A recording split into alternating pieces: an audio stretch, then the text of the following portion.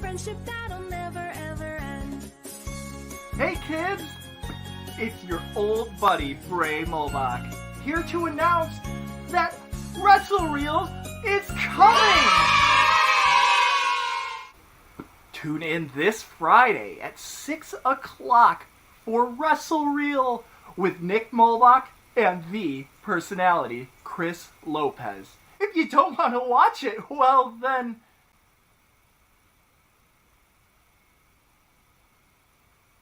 run. Bye!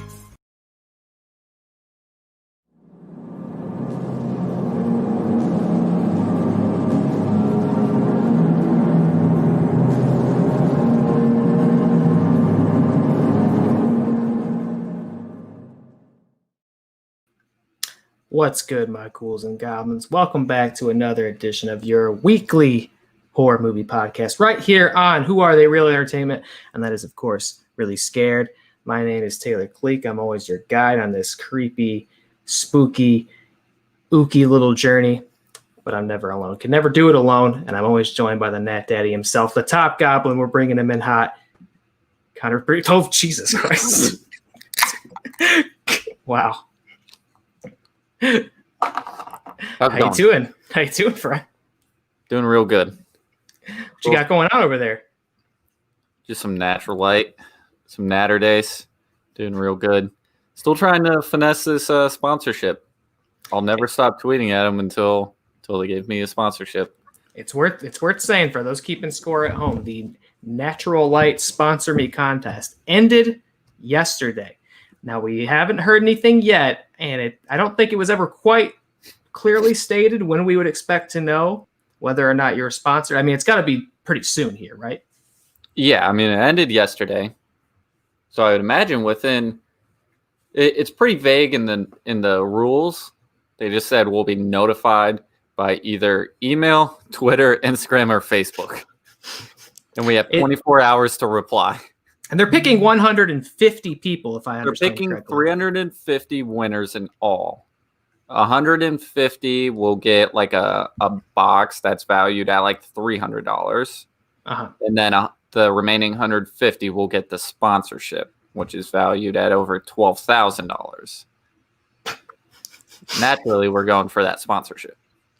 Absolutely. I mean, well earned, well fought for. Do you want to guess which number this is for me? Which number? So for the audio listeners, of course, the Nat Daddy has a Natter Day in his hand at this moment in time. How many others has he held previously in the day? Take a stab. So, that sounded like number 3. God damn, you're good. You're good. I have an ear for these things. I have an ear for these things. A sixth sense, you might say. Got an ear for the beer burps. Number 3. George, you're right. We are very scary. It's never been more clear yet. Is Connor drunk yet? Working on it. He's 3 natties in. We're 3 minutes in. So we'll see where we're at by the end of this show. We got a great show lined up for you. We've never had such a review-packed conversation episode before. We've got a movie, a show, and a book to talk about because we're going to talk about The Devil All the Time, the new Netflix thriller starring Robert Pattinson, Tom Holland, Riley Keough, Bill Skarsgård, Jason Clarke, everybody that is famous. Man. Everybody's in that fucking movie. Everybody's in that movie. We're going to talk about Lovecraft Country as we do every single week on this show. And yes, he previewed it with the book in the frame. There it is, The Only Good Indians by Stephen Graham Jones. We'll be talking about that. Lastly, tonight in our book club, and I'm very excited. And, there he is. He's getting ahead of himself, but he's got it. I'm prepared. He's got Mexican Gothic. That is our book next month.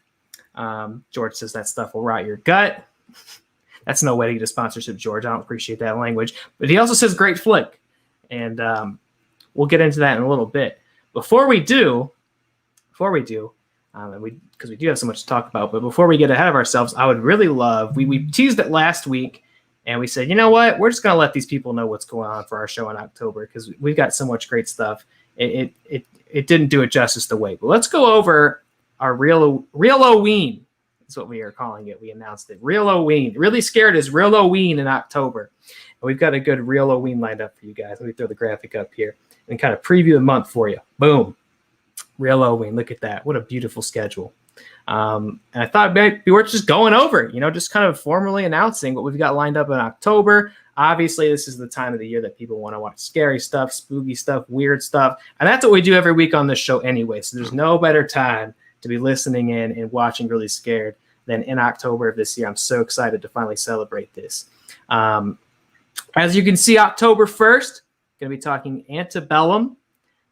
Well, I mean, if we're being honest, maybe it's not had the greatest reception in the world. So very interesting to decide way ahead of time we were going to be covering that one. But I haven't watched it yet, so I'm interested to see where the critiques are coming from, where the reception's coming from, seeing if I feel any differently about it. I've not actually read any of those reviews, so I don't even know really what the critiques are yet. I didn't read any of the reviews either, but I watched the movie. I can tell you, you're in for a ride. In for a ride. We're all in for a ride in October 1st. It's a movie. It's a movie. Okay, well, that is good to confirm the rumors then that it was in fact a movie. That's out on what, like premium VOD, if I understand correctly? No, just regular VOD. Really? So you can just like rent that for a couple bucks? Oh, it's 19. Is that 19. premium VOD? I thought that was just regular old VOD. Okay. I guess so. Yeah, it's like a new movie. But anyway, we'll be looking at Antebellum. I guess sort of the first real wide release movie we've watched all. I mean, it was gonna be a wide release movie. I guess it's not anymore. But we'll be watching that and talking about it, Antebellum. And you said we're in for a ride, and you're not wrong. I guess we may as well announce that right here and right now, because October 1st, we're going to be bringing back the almighty Alok Mishra. We are. To Really Scared. He's coming back, and we're going to be talking about 31 horror movies, 31 new release horror movies that came out this year that you can watch in October. We're going to go down he's a curator. He's a mastermind when it comes to this kind of thing. And he's got some stuff I've not watched. He's got some stuff I've not even heard of. He's got a hell of a list on there. And, some of them I'm like, oh, yeah, I definitely have seen these this year. And some of them I'm like, I've never heard of this. And it's saying a lot considering what we do every single week on this show, that Alok's got something that didn't land on our radar. So 31 movies for 31 days in October. We're going to be doing that October 1st, in addition to talking about Antebellum. That's going to be a wild ride, which seems to be the phrase of the night, because wild ride definitely applies to October 2nd. I'm very excited for this. It's our first ever Really Scared watch along. Well, for you and I, Matt and Chris have done those Really Scared watch alongs where Chris gets upset and screams quite loudly. I don't know if Chris will be joining us for this one. I don't think he'll be screaming loudly, at least not in fear for this. He might be laughing a lot. Might be laughing. We'll see, because October 2nd, we're doing a watch along for Veronica. That's right. And this is our first time that we'll be watching it, because it is on Shudder now. Yes. And it's taking everything in me to wait until October 2nd, but I'm not going to watch it because I want to witness it for the first time with you on stream. Same. Yeah. We will all be witnessing together the directorial debut of Glenn Danzig, who, of course, mostly notorious for his time as the voice of the band Misfits. And this is the time of year where I'm really listening to Misfits more than any other. So it's just a Danzig time to be alive. You know what I mean? So excited to see him step into that directorial chair. And we'll be watching that on Shudder, doing a watch along. That's going to be awesome. We'll have a timer on the screen. You guys queue up your copy at home. You watch it with us, and it'll be like a real-time commentary track that you can participate in. It's going to be awesome. It's going to be belligerent. Have a subscription to Shudder. This is a great excuse to get one. Not only is it a great service with a great library of horror films, you're gonna have to have it in order to watch Veronica. Yeah, it's definitely the ideal way to watch Veronica. If you've not done the free trial on Shudder before, you can get a free week. I believe still is the time frame they've got on it, and even just generally speaking, it's a great month to have a subscription to Shudder, because beyond Veronica, there is much to watch in there, and I can promise you we'll definitely be covering some of it with Alok on the first episode of the month too. So great time to get Shudder. You got to come watch Veronica with us. It's said to be, again, to communicate how kind of movie this is, it's said to be the horror movie equivalent of Tommy Wiseau's The Room. So it's one of those so bad that it's brilliant type films. I can't wait to watch it. Those are so fun. October 8th, Possessor. Oh my god, this might be the thing I'm most excited to watch on this list. Really? It might be, because at least definitely as far as the films go. I mean, I'm definitely excited for Possessor, but I mean, the following week Well, yes, not to bury the lead, but we the following week. Yes, we're watching Possessor on the 8th. The Brandon Cronenberg assassin horror film, sci-fi film that looks so creepy and weird and gross and violent. And I can't wait to watch that. Yeah. Possessor's on the 8th. Connor, what are we watching on the 15th? We're watching Hoobie Halloween, baby. It's a Hoobie Halloween. It's a Hoobie Halloween. It's a Hoobie Real-Halloween. Adam Sandler's latest, The Sandman, on Netflix. We like to mix it up. You know, there's nuance to spooky movie. You know, some are scary, some are spooky. This is spooky. I don't know. It's fun, I guess. It's an Adam Sandler comedy. There's some good spooky scenes in there Yes. based on the trailer. Yeah, it's a classic Sandler movie. He's back, and all his friends are back. Whoever you think is in it, they're in it. They're in it. They're in it. That's a Netflix joint. So if you got Netflix already, and most of y'all do, I'm sure, you got to come back to talk about Hoobie Halloween. I don't know that we've ever. No, I guess we've talked about sort of upfront comedies. I mean, the Babysitter, the newest one, was pretty upfront, but this is a very blatant comedy, and this might also be, as we discussed, the movie he threatened to make after Uncut Gems didn't get him an Oscar. So we'll see. We'll find out if it's that movie. I've never been threatened with one before. Speaking of Netflix, we're gonna be hanging on Netflix tonight. But we're gonna be hanging out on Netflix also on October 22nd. We talk about The Haunting of Bly Manor in its entirety. I'm so excited for this. Yes, you're not even gonna, because obviously the way Netflix drops things in that binge model, it's not a week to week. Doesn't really feel right to do the recap. So we're just going to watch the whole thing, binge the whole show throughout the month, as I'm sure a lot of people are going to want to do in October. And then October 22nd, we're going to come together and talk about The Haunting of Bly Manor. And I still have not watched The Haunting of Hill House. I must Gotta confess, do that. I still have not gotten on So that. good. It is brilliant. I'm hoping I can remedy that before I get to Bly Manor. I know it's an anthology thing. It's not a direct sequel or anything like that. Obviously, it's based on a different source material. But I know I'm doing myself a mass disservice by not watching Hill House. So I'll try to get on that as well. But Bly Manor, not missing Bly Manor. We will be talking about that. October 30th, finally. October 30th, our last episode of Real-Halloween, of course. Gotta be book club. Last Thursday of the month. You know it's book club. We'll be talking about Mexican Gothic. Oh, I see he's pulling it up. Let me switch to him. Mexican Gothic by Silvia Moreno Garcia. This book has been getting a lot of acclaim, a lot of attention, a lot of glowing reviews and love. I believe it's been picked up for a series on Hulu. Yes, it has. Yeah, so this is a big deal. This is a big book, and it feels great. It kind of actually, if you like Hill House, if you are excited for Bly Manor, kind of ties into that. I mean, it's right there in the title, that old school Gothic horror, but it's definitely, from what I understand, very much kind of a spooky haunted house, haunted manor type story. You couldn't pick a better one to read in October.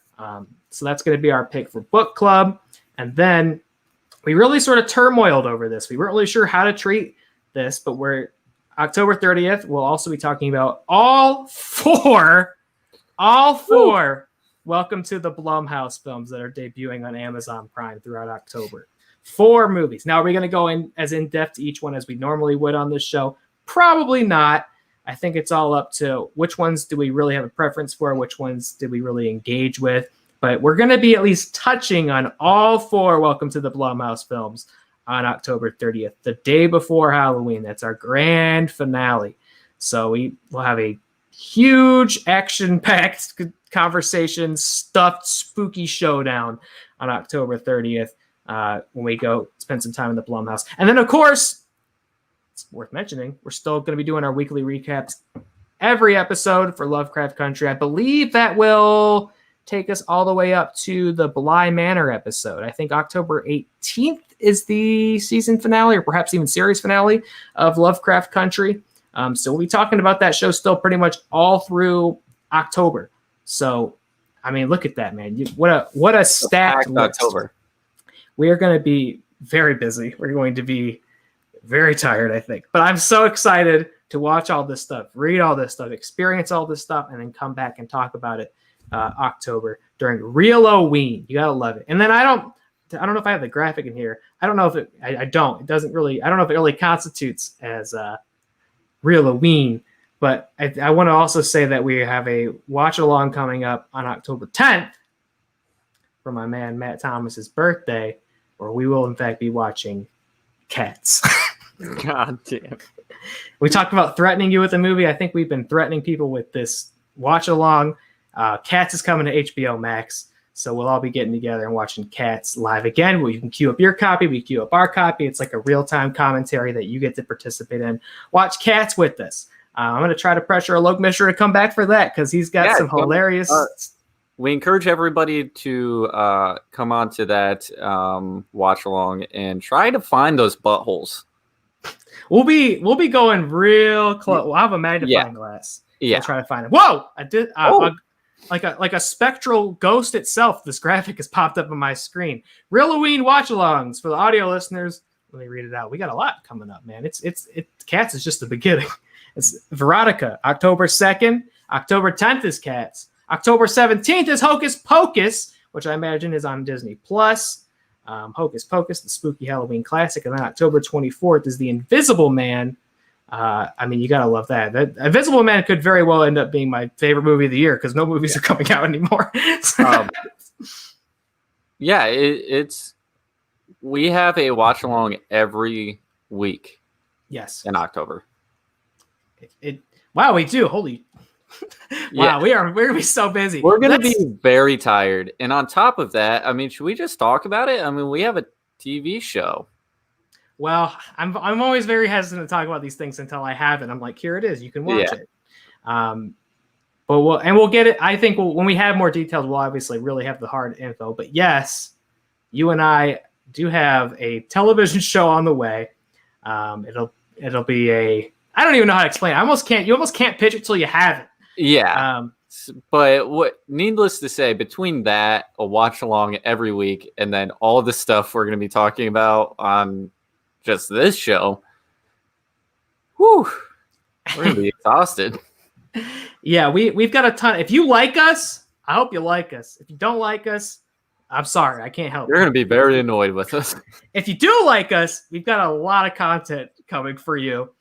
So I hope you're excited for it. I'm excited for Real-Halloween, man. I love any time this time of year when, I don't know, a channel or I just love when things kind of brand themselves. It's Halloween time and we're just like all on the same page. It's like the one time a year, you and I are spooky every single week. Every day I would perhaps say. Yes. But like for 1 month out of the year, everybody's like, I want to be spooky too. And we just all ride that wave together. And in a year in which I don't really know what Halloween even will be, what it'll look like, if it's illegal, I really appreciate and am excited that we have our own rendition that we will get to experience on this show. And I'm really excited to share that with you. I'm excited to share it with the people at home, the ghouls and goblins. You got to love it. We've got a lot of great stuff coming on the show. So thank you to everyone who's been watching, listening so far. I hope you'll stick with us into October. And then I've been trying to slowly pull it up because Jessica asked for it in the chat. I've slowly been trying to pull it up as I'm talking without any dead air. Here's it doesn't hurt. I mean, the contest is over, but still tweet it. Here's the tweet in the chat. I was trying to scoop it up without creating dead air. Here's the tweet in the chat. If you want to modify it all to kind of reflect the times because the contest is over, just let them know, hey, the contest is over, but still Natty Breed Love, yes. Natty Breed Love, yes. And here's the thing. I'm gonna level with you.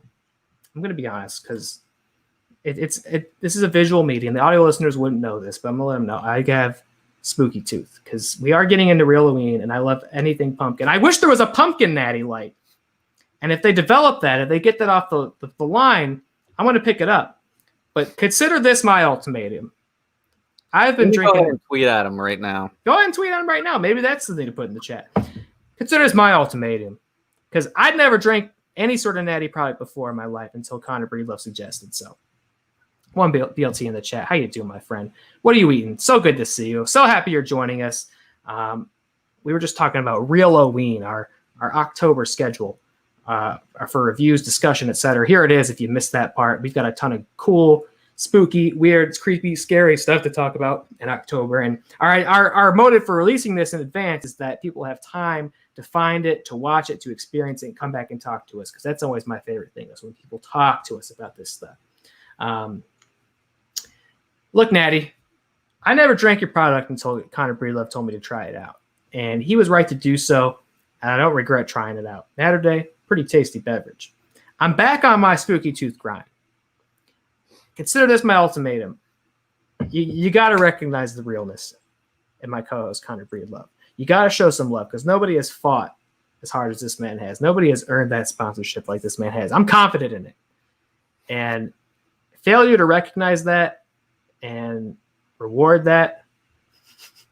Hey, I love you guys, and I have a horror-themed live podcast, and I love drinking your product on the stream, but it's October. Please make a pumpkin natty light. You guys, if you want, this isn't even really a sponsorship thing. It's just for the sake of all of our happiness. Tweet at Natty Light to make a pumpkin natty. Yeah, I mean, why would they not? I mean, they're flown the idea of a Baja Natty Light. I mean, just give us now that. I would probably drown myself in Baja Natty Light. It's interesting because if you told me Baja Blast beer like 2 weeks ago, like, I don't want that. That sounds awful. But after I drank Natterday, these guys are magicians. They can make beer taste like anything without compromising the integrity or flavor of either. So yeah. I come back for a Baja Blast beer, absolutely. Is it what I'm thinking of drinking this time of year? No. But if you have the gall to try it, I'm never going to say no. Thank you, Jessica. Thank you for the luck. Thank you so much. Thank you for the luck with this show and the TV show. Love you as well. Thank you so much. I really appreciate your support the whole damn way. It really means a lot. Couldn't do it without that. And one BLT again. There he is. Yo, what's up, guy? What are you eating? All right, I know you're not drinking this one BLT. I know that opportunity's not come along in your life, or maybe you're just not interested in it, one way or another. But Taylor, can I ask you a question? Oh, he's gonna get orange-colored milk. I love that. Connor, what's up? What's on your mind? What have you been watching?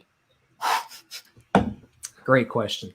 Although I don't really have much to tell you, other than, and this is going to become the common theme, I think, week to week, because outside of what we watch for this show, I ain't gonna have time to watch much else, especially with how much we got coming up. So what the theme's going to be is I'm going to tell you what I had to watch for my American cinema class. That's fine, because you watched it. So that's what you've been watching. I watched it. And I shouldn't say had to, because that almost implies I didn't enjoy it. And I'm actually enjoying the class a lot. And I watched Stagecoach, the John Wayne original Western. You know what? I love Westerns. Never actually had seen Stagecoach before. Love a good old Western. So when I saw this on the itinerary, I was like, no problem. Boot it up. One BLT didn't eat much today. Just ate some Mexican rice and chicken. That sounds delicious. That sounds good. What did you put any hot sauce on there? Any salsa? Any spice? I like a little spicy. You like a little spicy? Let me know. I'm invested in how you eat. That's the relationship we have, you and I. One BLT. And one BLT. Let me ask you. Getting a little ahead of ourselves, a little early. But what's your favorite Halloween candy? Let me know. Connor, what have you been watching? I watched this movie on Netflix. Well, besides what we have watched for our reviews today, I watched this movie on Netflix called Demonic. Sounds spooky. It has Frank Grillo? Grillo?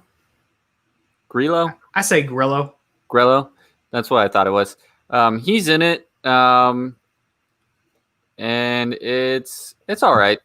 It's about like these paranormal investigators. They go to this house, and it kind of picks up at the end of the movie, and then it works backwards. Kind of, it jumps back and forth between real time and like what happened in the house. And basically, there's a couple survivors, and they're the suspects because everybody else is dead that went into the house, and they're the main suspects. And Frank Grillo plays a cop, and he's trying to solve what happened. And it's Frank Grillo being Frank Grillo.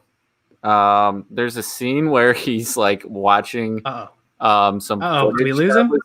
Oh, there he is. Was that just? I don't know if that was just on my end. I lost you for a second. Oh God, sorry. You're good. It might have been on my end. I don't know. You're good to go. But there's a scene where he's watching recovered footage and he's just chewing on an apple, and I can't help but to think that was like a suggestion he made. What if I just ate this apple? Like, I don't know. It was all right. It is all right. And then I watched Ratched. Tell me about Ratched, because I haven't watched any of you. Loved it. I loved it. You watched all of it? Yes. Wow. How many episodes is that? I think it's 9 or 10.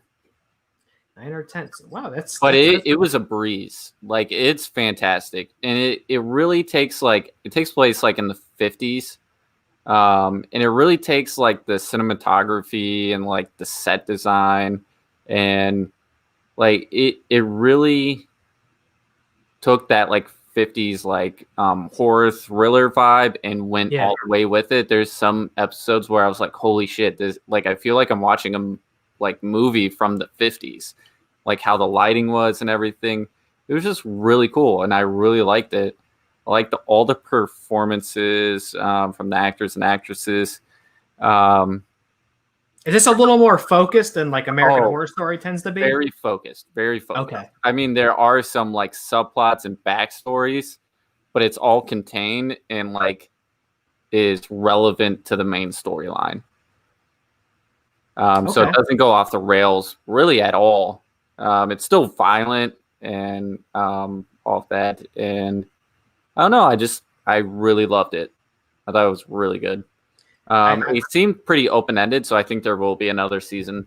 Really? Yeah. The whole thing of this idea I thought was so bizarre. I was very skeptical, but I watched it, and I think you would enjoy it too. Yeah? Yeah.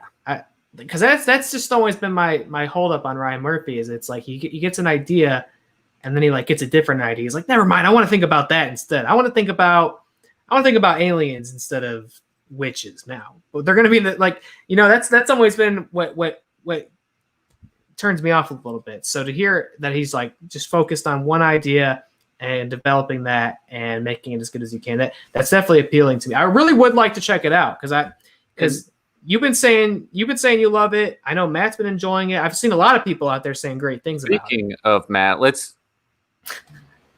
Oh, there he is, Matt Thomas. What's up, boys? So you watched Ratched too? Oh yeah, I love it. He's eating spooky cookies for the audio listeners, just so you know. And I'm very sad because I go to the store and they only have the football shapes of the Pillsbury sugar cookies, and I know they're the same cookie, but I'm not eating a football cookie in October. Don't you dare bring that in my house. He's so lucky. It's got the purple ghosts. God, the way he eats it makes me so jealous. Cookies, man. Oh. Connor's got the Boo Oreos. I'm so sad that one BLT stepped away from the chat for this moment because he's got his name all over it. Wow. I really need to get out there and find some spooky smacks. Not a good split. Target. I gotta find those Pillsbury sugar cookies. I love them. They're a necessity. Pillsbury. I would love if you got sponsored by Pillsbury. They're as much a necessity as pumpkin beverages and just pumpkin flavored anything. Just a classic, a staple of every Halloween. Those Pillsbury I gotta get you cookies. some pumpkin juice from Wizarding World of Harry Potter. Pumpkin juice. You can buy it from the Universal Orlando website. You can actually buy a 4-pack of pumpkin juice. That stuff's good. I got some right here, baby. Connor's got that. He's got an adder. Oh man. But no. Shoot. What's up? What you got? No, I absolutely loved Ratched. I was Connor's right. It's a breeze. There's a lot of subplots that ultimately tie together, which is what kept me interested. So your thing with Ryan Murphy is he likes to cover all these things. He does that, but within the story itself, so it works. Yeah, it's very contained. Like there's the main story, and then something comes up, and you're like, "What?" And then the next episode it goes into it. and then it gets right Okay. back to the main storyline. Like Okay. it always, those subplots are always tied up nicely, and like it ties it into the main storyline. So it doesn't introduce something and just completely ignore it. Exactly. Okay. Like okay. aliens, you're just like the fuck was that? I know. Like, I'm always pretty much referencing season 2 of Horror Story. Yeah. I shouldn't always harp on that because I kind of dropped out of later seasons, so maybe that problem doesn't apply to all of them. But I just remember that always. It seemed like it was kind of the trend between all of them, though. The last 2 seasons have been very contained, where he Okay. doesn't go off the rails and introduce a bunch of random shit. I mean, if we're speaking on Ryan Murphy, because I never watched AHS, but the Ryan Murphy show I did watch, being a show choir kid, was Glee, and he tended to have the same issues with that, or he'd tie it up without really giving people any satisfaction. You just go to the next season. Oh, this happened now, and that's how it tied up. Like, I gotcha. Yeah, I mean, obviously, it works for. There's definitely an audience for it because American Horror Story is like the longest running horror television show of all time at this point, no doubt. Season 10 is coming out next year, and we will be doing weekly recaps. Yes, not for nothing. I'm very excited to watch that with you and experience it together. Mm-hmm. So that'll be great whenever that happens. It's in the undefined future, as all entertainment is right now. It's somewhere in the cloudy mist, the Silent Hill-esque fog. Of all future entertainment. So we'll see. We'll get there when we get there. Maybe we never get there. We'll see. Hopefully things get better. I also watched the first 2 Underworld movies. Hell yeah, man. Tell me all about that. I think I've only seen Underworld 1 and that's it. The first 2 are pretty good. Pretty good? Yeah, I like them. First 2 are the only ones that got decent reviews, if I remember correctly, too. The first 2 are the only ones that got decent reviews, because then the third one... There's like 6 of them, aren't there? 5, I think. 5. That's good. Yeah, the third one pretty remarkable. Is a prequel, and I don't think anybody saw it because Kate Beckinsale's not in it.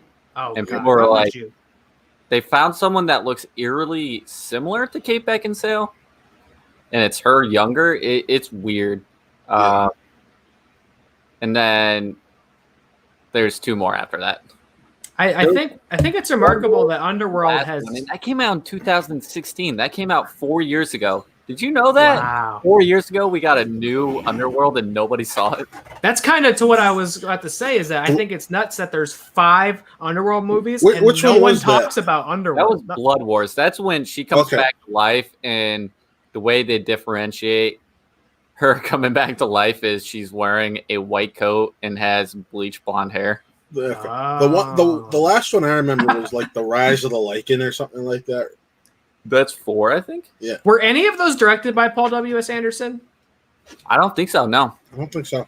Because that is the only thing influenced. That's the only thing I can think of that's Paul W.S. Anderson homage. Yeah, they have like very deep blue tones and random like new metal kicks in randomly. Very, very much of that post-Matrix era. Yeah. But just like never got over it. Yeah.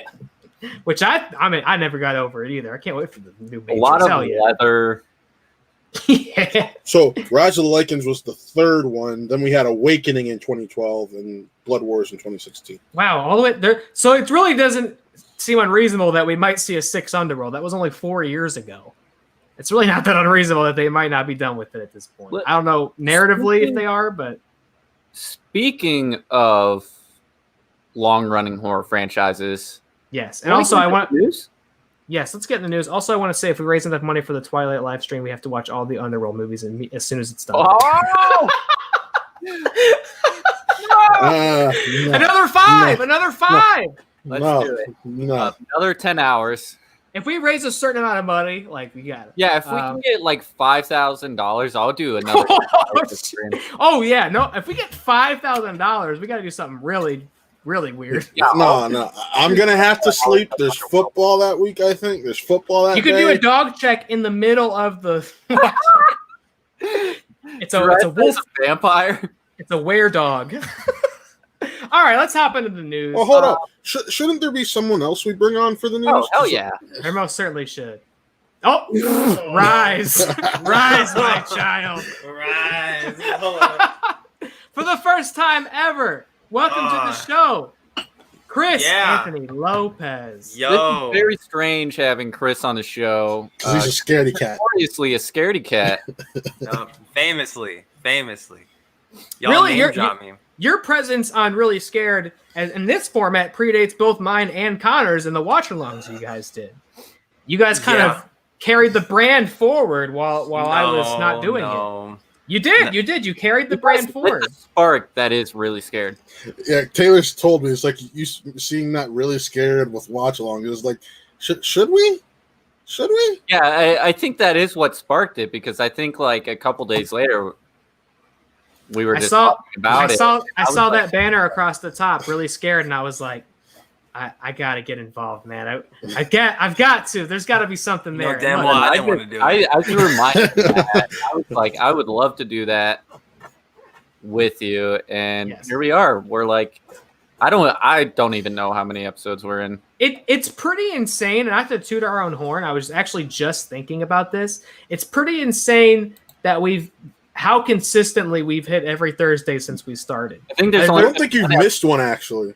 Wait, I've missed two.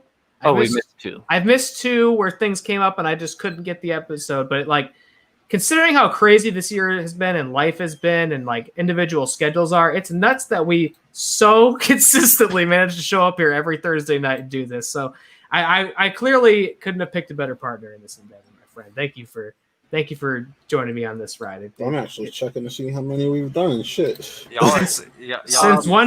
Since 1BR in May, right, man? We've been doing this pretty much every Thursday with the exception of like 2.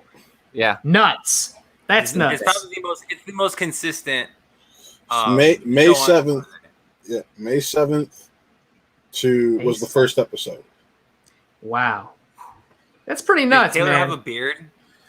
I think Taylor did have a beard. I'm gonna check that. Like the Polar Express beard? I did still have the Polar Express beard. Or the Castaway beard. Just whatever Hank's movie you're feeling. No, you didn't. You trimmed it up a little bit. I trimmed it by Really Scared. I know it showed up on Real Talk. Yeah, you trimmed it. Connor had like a thin mustache going out here. I've always got the thin. Now. I've always got a thin mustache. This was Connor. Connor. Yes. I'm terrible at growing mustache. Beard. I had the mustache.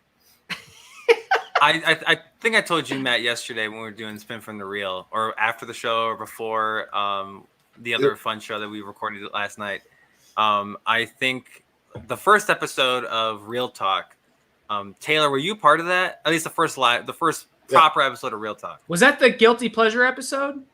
No. So the first episode, I can pull it up right now. Because is that when we met? Yeah, that's when I definitely met you on the show. So that was the Mike Went episode. That's when Taylor and Connor were as guests, and like, yo, can we just come on every Sunday? It's like, hell yeah, brother. Yeah, I wasn't on for the Mike Went segment, but yeah, I was on the episode. That's right. Little did we know. Here we are, five months later. March 22nd. So 6 months to almost the day. Wow, what a beautiful friendship. I met you. Yeah, I met you and Toby on the air. No, I'm not talking about Toby. I'm talking about me.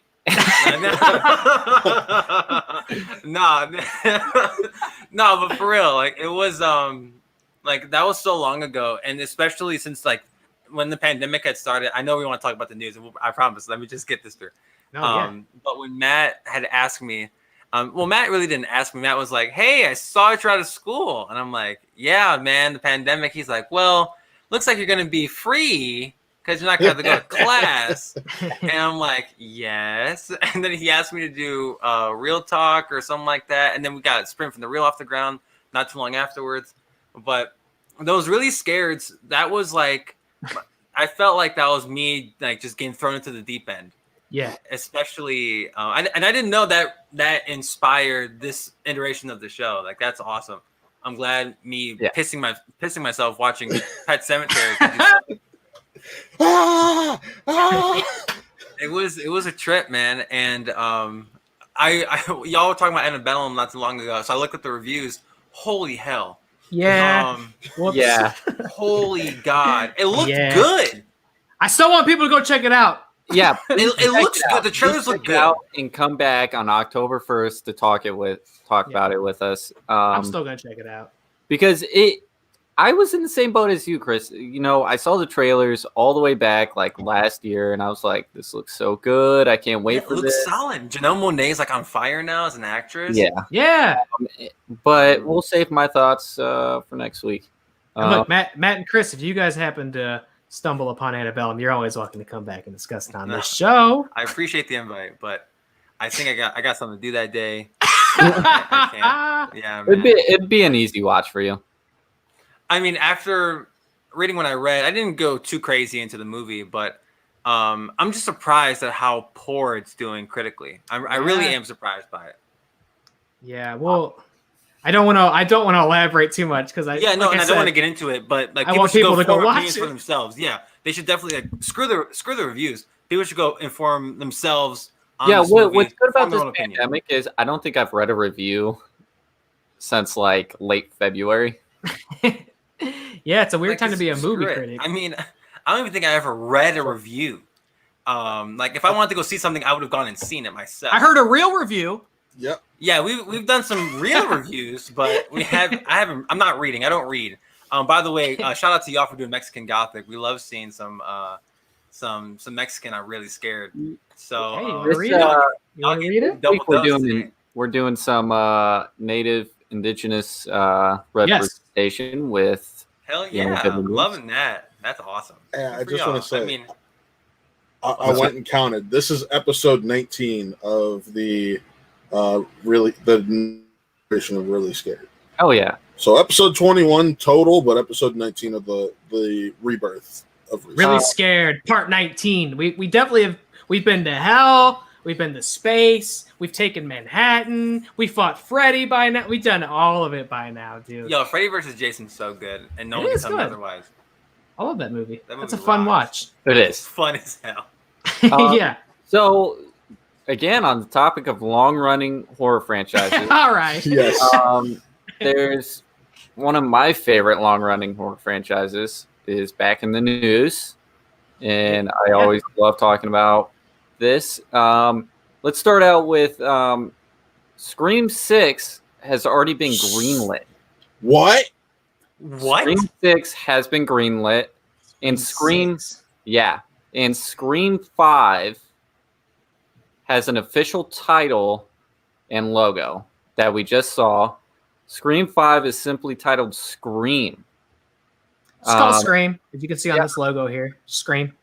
Screaming. And it's been fueling rumors that they could possibly go the route of 2018's Halloween, where it ignores the sequels and is a continuation of the very first movie. Oh wow. I would hate that. And I saw you on BLT. I don't know what that means, but I definitely would call Gatorade Arctic Freeze or something. Yeah. You don't call it red Gatorade. You don't call it blue. You don't call it light blue. You call it Glacier Freeze, Glacier Ice. You've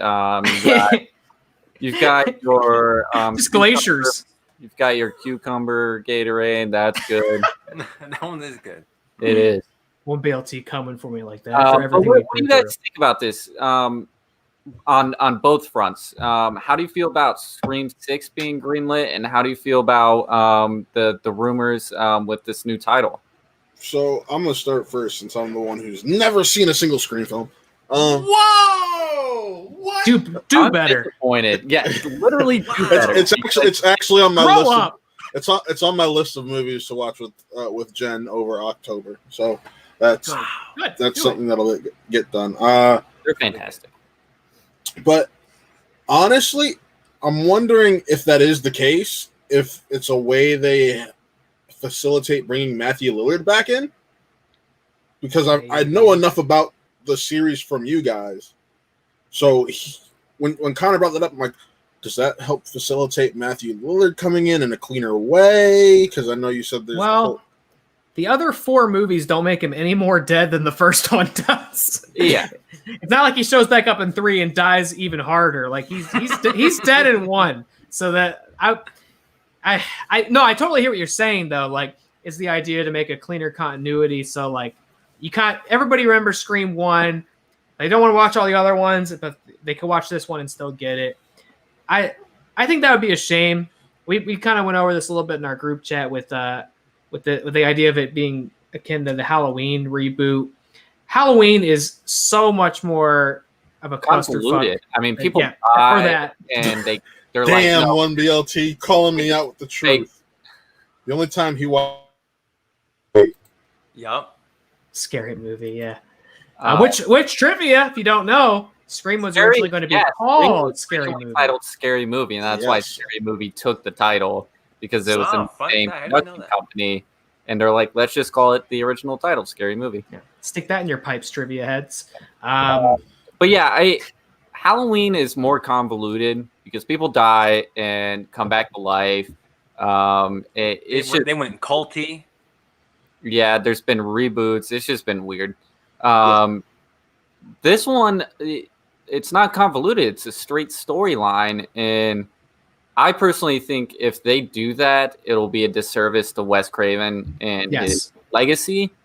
I think, personally, I don't think it'll go the route of Halloween. I think they're just naming it Scream because it's going to be the start of a new trilogy or saga within the Scream franchise. And they're just simply titling it Scream because it's the start of a new story. Such a weird norm with like franchises these days. Like, we make a new one, we'll just call it the same thing as the first one. I don't know. People will get it. Like Halloween 2018 is a direct sequel to Halloween 1979, but don't confuse it with Halloween, the Rob Zombie 1976. 76. Look at this trivia head down here. Do you know what year the Rob Zombie one came out? 2007, if I remember correctly. Wow, okay. Let's go schmoes down. So it's just weird. It's weird that they can do this and people are just kind of get it. I mean, Excuse me, I was wrong. It was 78. 78. So we were both wrong. Yeah. We would have got no points on that. No repeats. I think it's a weird choice. I think Scream 5 would work just as well because it's just the franchise isn't that longer convoluted or confusing. It's one continuity. There's no reboots. It's 24 years old. Right. I think most people that would be interested in Scream now have probably seen the other ones across their life. Like you said, I think it'd be an insult to Wes Craven because it's not like Wes Craven did the first one and then fell off for the rest. It's not like Elm Street. He did all of them. So and to that point, it seems like all the returning actors and the crew and Nev Campbell were saying like, no, these guys are. This is a great tribute and homage to the Craven stuff. I wouldn't come back if it wasn't. So I think they're probably not going to do any sort of continuity wipe because I think that sounds like the thing that would have upset the returning. I didn't even think about those comments from all of the returning actors about only doing it if it honored Wes Craven's legacy. Yeah. So taking that in as well, I don't think they're going to do that, and I'm glad they won't. It's just curious that they would just name it Scream instead of Scream 5. I said it to you. They should just call it 5 CREAM. Scream. You can say you can call it Scream. You can call it Scream 5. It looks like Scream. That's what they did with Final Destination 5. Oh yeah. I mean, it's Final De 5. See, like they did that, and that's not even nearly as clean as what I just said. So Scream. Scream, you can have that one for free. It's not too late. The logo they released was printed on the back of a director's seat, right? So it's not too late. You can rebrand it. You can rebrand as 5 Cream. God. Well, 5 Cream for your ass.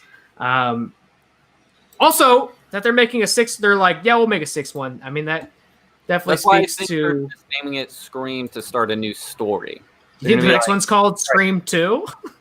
No, I think it'll be Scream and then a subtitle. I don't think it's going to be Scream 2. I think it'll be Scream with a subtitle. I think they're doing what Halloween is doing with their subtitles, but not like erasing the other ones. I think they're just doing like a new trilogy of movies, and it's going to be like a new storyline.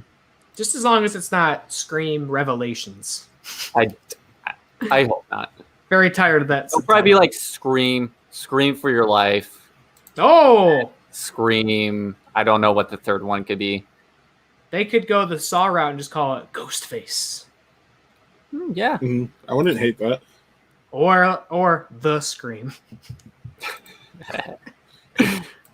or Screaming. Screaming. Scream It's just like harder. yeah, say it just like that too. Screaming. There's scream harder, and then scream with a vengeance. Oh God. And then they send Ghostface and Sydney to space. In space, no one can hear you scream. That's the whole title of the movie. Oh yeah. Yeah. We're giving Paramount fucking gold. Is it Paramount? I thought it was Universal.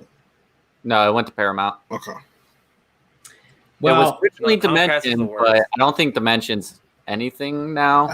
I think they still are. Let me check. With the Scream 5, I mean, I understand taking the Halloween approach with doing the title Scream, but I forget who pointed it out, but the Halloween remake, the sequel, reboot, whatever the hell you're gonna call it, it's gonna be really confusing. Not now, but in 10 years, whenever the hell is after this movie comes out. Yeah. Oh, let's watch Scream. Which one? And especially if they take the approach of like we're gonna negate the sequels like how Halloween did, then it's really gonna be confusing because odds are Scream 2 will be Scream 2, and what the hell, and it's gonna be dumb. I don't think they'll negate the sequels because if the sequels didn't have Courtney Cox, Neve Campbell, or David Arquette, then hell yes, they're gone. Then they're done. But in this case, since those characters remained a part of the franchise going into 4, it's like, oh, okay, cool. And here's the thing: it's continuing the story from 4 because Dewey's partner in the 4th one is returning for 5. Yeah, he's in 5. There's more of a reason to continue. Like, I don't think that they're gonna. So it'd be real in poor taste to say like, oh, you like that Wes Craven stuff? Not anymore, because I mean, I like Scream 2. I may not be the biggest fan of 3 and 4, but I like Scream 2 a lot. See, 4 I'm a huge fan of, and a lot of people aren't. But I like 4 more than 3. I love 4. So here, Dimension is still a thing. Their last 2 films were Hellraiser, Juggernaut, and Polaroid. So it looks like they've been moved. Hellraiser Juggernaut. Yep. Or Judgment. Excuse me. They got the kill streak from Call of Duty and Hellraiser. I was like, the fuck is Hellraiser Juggernaut? Sorry. You know what? But you saw my face. I didn't even react. I was like, I sure Just like, one. that sounds like a Hellraiser title. I was like, yeah, that probably exists. Hellraiser, Judgment, and Polaroid were the last 2 films. Yeah, and I watched Hellraiser Judgment. I want to see Hellraiser Juggernaut. That's what I want to see. Yeah. But it seems like they've been bitch. It seems like they've been relegated to that direct to DVD life after they separate after the whole Weinstein fallout. I don't know who that is. Who is it? No, but with Scream 6, okay. I love that they must have a lot of faith in this one then. Yeah. They must have a ton of faith in this one. And to mention Matthew Lillard again, because last week you guys were talking about Matthew possibly coming back. He's asking for it on social media. I think, especially after the Lillard assance that's been going on the last year and a half, 2 years, you got to bring him back in some capacity, right? Even if he's just like a fever dream that a character has. Like, it could be anybody that's just like, oh, I'm tripping, and it's Matthew Lillard. Like, that would be pretty freaking cool. Or if the character just never died. They never definitively said that he like was dead, unless they showed us a corpse, and I just don't remember.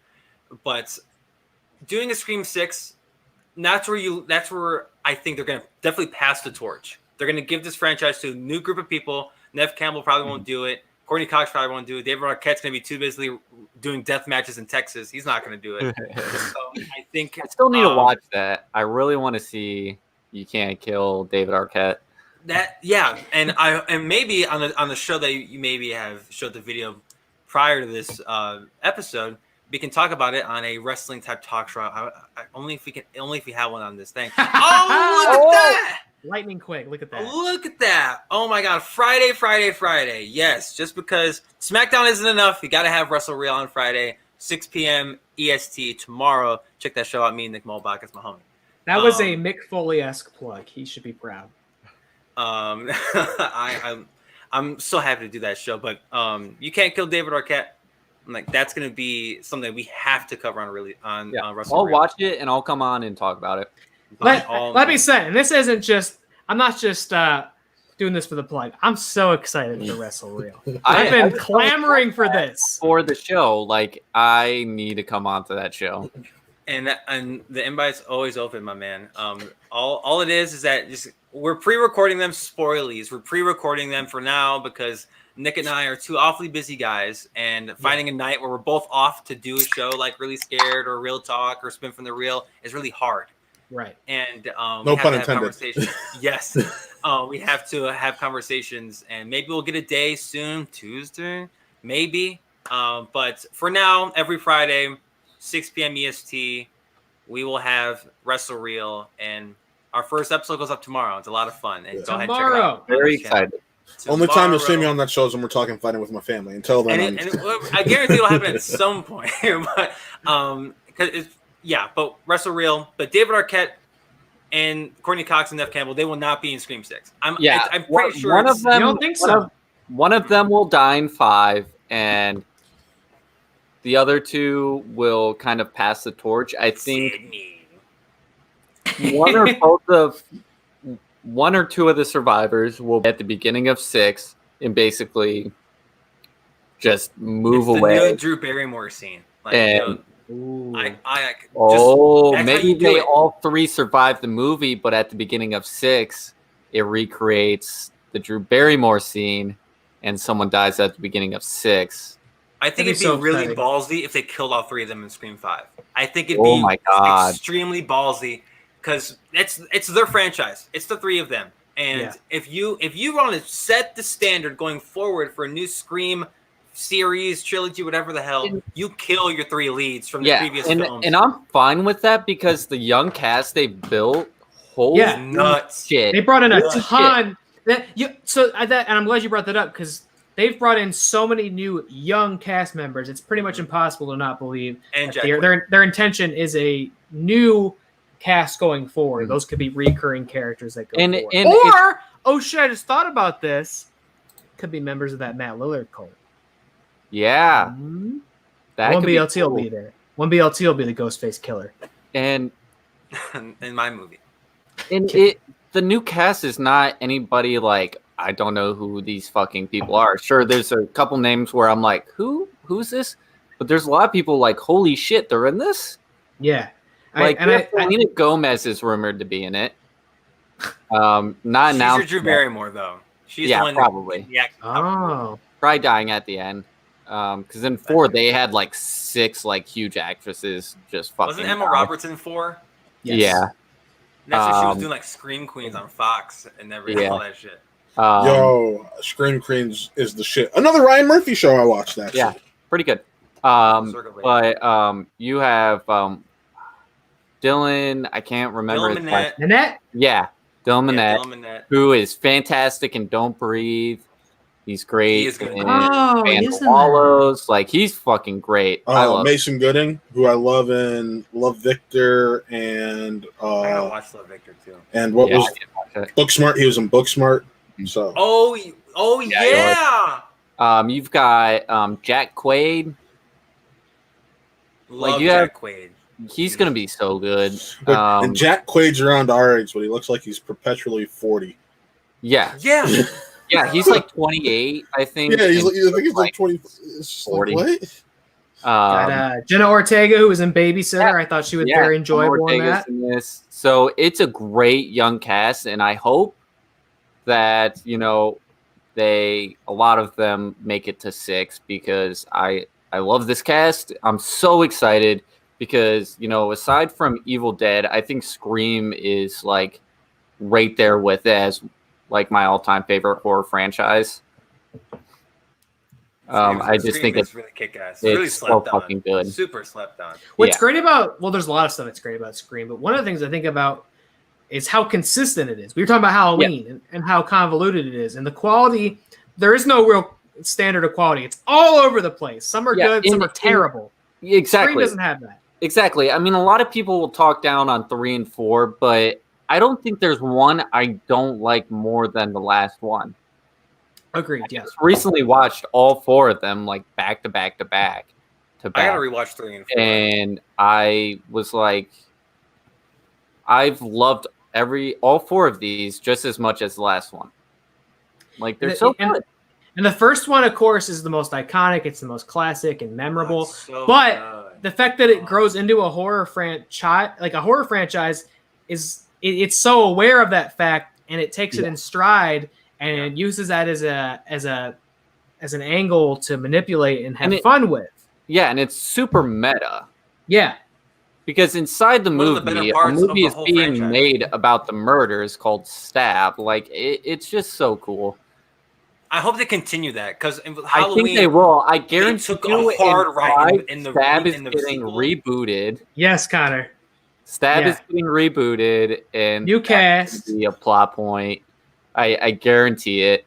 That would be it. That would be what would inspire somebody to come back out and kill people again. Right? Yeah, exactly. Which would make a lot of sense. And that's how you get back your original cast. It's like, oh, we've seen this shit before. You can use it as a lens to commentate on the state of mainstream movies, the studio system, horror as a genre. On itself. Scream has always been about. It's been about commentary on like modern horror. It's super meta, super self-aware. Mm-hmm. It makes fun of all the tropes and cliches. God, this movie so it'd be really smart. Yes. Who's directing this? Do we know who's directing this? The guys who directed, their directing like name is Radio Silence. They directed Ready or Not. Word. Yeah. Okay, cool. Yeah, great. Which is so great. I think it's a perfect fit because when I watched Ready or Not, I was like, this feels like a Wes Craven movie, and like it has all that like meta humor and that like self-awareness and that comedy that Wes Craven would always throw into his movies, that like kind of dark humor. And the whole time I watched that movie, I was like, this feels like such a like huge Wes Craven homage. And I couldn't pick like, that's a huge grab. I think that's such a smart directing team for, hopefully they're signing back on for 6. I hope so. Yeah. Because I love them and I want to see more with them. And I have complete faith they'll do Wes Craven justice with Scream 5. This movie's gonna be so good. Like all the pieces are right there, and it's gonna be like commentating on itself, which is gonna be absolutely insane to watch. And I just don't want them. My only gripe about the Halloween ones, because that's the best comparison at least we can think of in regards to the future of Scream. I kind of, as much as I loved the 2018 one, which, yes, shocker, I went to the theater to go see it, and I was shaking in my boots the whole time. That's Ryan Gosling? That's Ryan Gosling. Hell yeah, brother. Dude, I saw something on Twitter that has, this is off topic, but I'm not going to talk about it. But we never get off topic on this show, Chris. The Kanye thing, because Connor and I are talking about it. Well, no, that is, I mean, Kanye watching Blade Runner is like probably one of the best things he's done this year. Which is he says it's on repeat. He said it's on repeat on that screen. Honestly, can I just say I checked my Vudu watch count. Kanye? Blade Runner's at like 24. It's my number 1 movie on. Get it to 2049. Oh. Watch it 2,049 times. Jesus Christ, that's going to take like 4 years. I bet you Kanye's already hit it. Yeah, I'll hit it. Okay, that's a challenge, and he will accept it. So our next item, do you want to take this one? Well, yeah, because and of course, God, you gotta love this show because I'm like, we'll do news really quick because we got a lot of stuff to review. We'll make it real fast, and we talk about Scream for like 30 minutes. That's what you get me on really scared for, to talk about Scream. I love Scream. Also, I'm hell yeah. I'm 4 beers within an hour. Two over here, but 2 over here, but mine are spooky, and that counts. Yeah, that's 9%, right? These aren't a joke over here. So I'm a little loosey goosey. Oh, we're feeling ourselves. Matt, we gotta catch up. No. Uncork that Statesman, Matt. I see it. Go ahead, take your Yeah, there we go. While Taylor brings in this new news piece, go ahead. Chekhov's bourbon there in the corner. Kind of let it run. Yeah, and this is a small story, but within the context of what's going on right now, I thought it was kind of fascinating. And that's that Jordan Peele. It's come out that Jordan Peele is sort of the torchbearer behind Candyman getting delayed till next year. Obviously, the film's being directed by Nia Costa, but it's a Monkey Paw production. It's being produced by Jordan Peele, and apparently he was one of the big advocates for this movie getting pushed back. The reason being, he thought it was irresponsible and unethical to encourage people to go to the movie theater right now. And I thought that was just a fascinating little tidbit in the context of, and I know we'll probably really get into this on Real Talk, and that like every movie ever has been delayed till 2021, if For not good further. reason. Can we talk about how, and a little bit of close to home, how ethical and irresponsible it is for Ohio to be allowing restaurants to go back to full capacity? Well, Yeah. that's what seems to be happening, right? Is that everything's like, well, shit, this is what's going on. We'll just pretend everything's normal and roll with the punches. It's Imagine Nothing living in is Oklahoma. normal. Like it is still a thing. Like Yeah, we're- 20,000. What is it? 20,000. 200,000. 200,000. I'm sorry. Yeah. 200,000 people dead. The amount of people that And died counting. in 9/11 are dying every day. Mhm. Yeah. And Like so, I it mean, is never going to be going back to normal until we get it under control.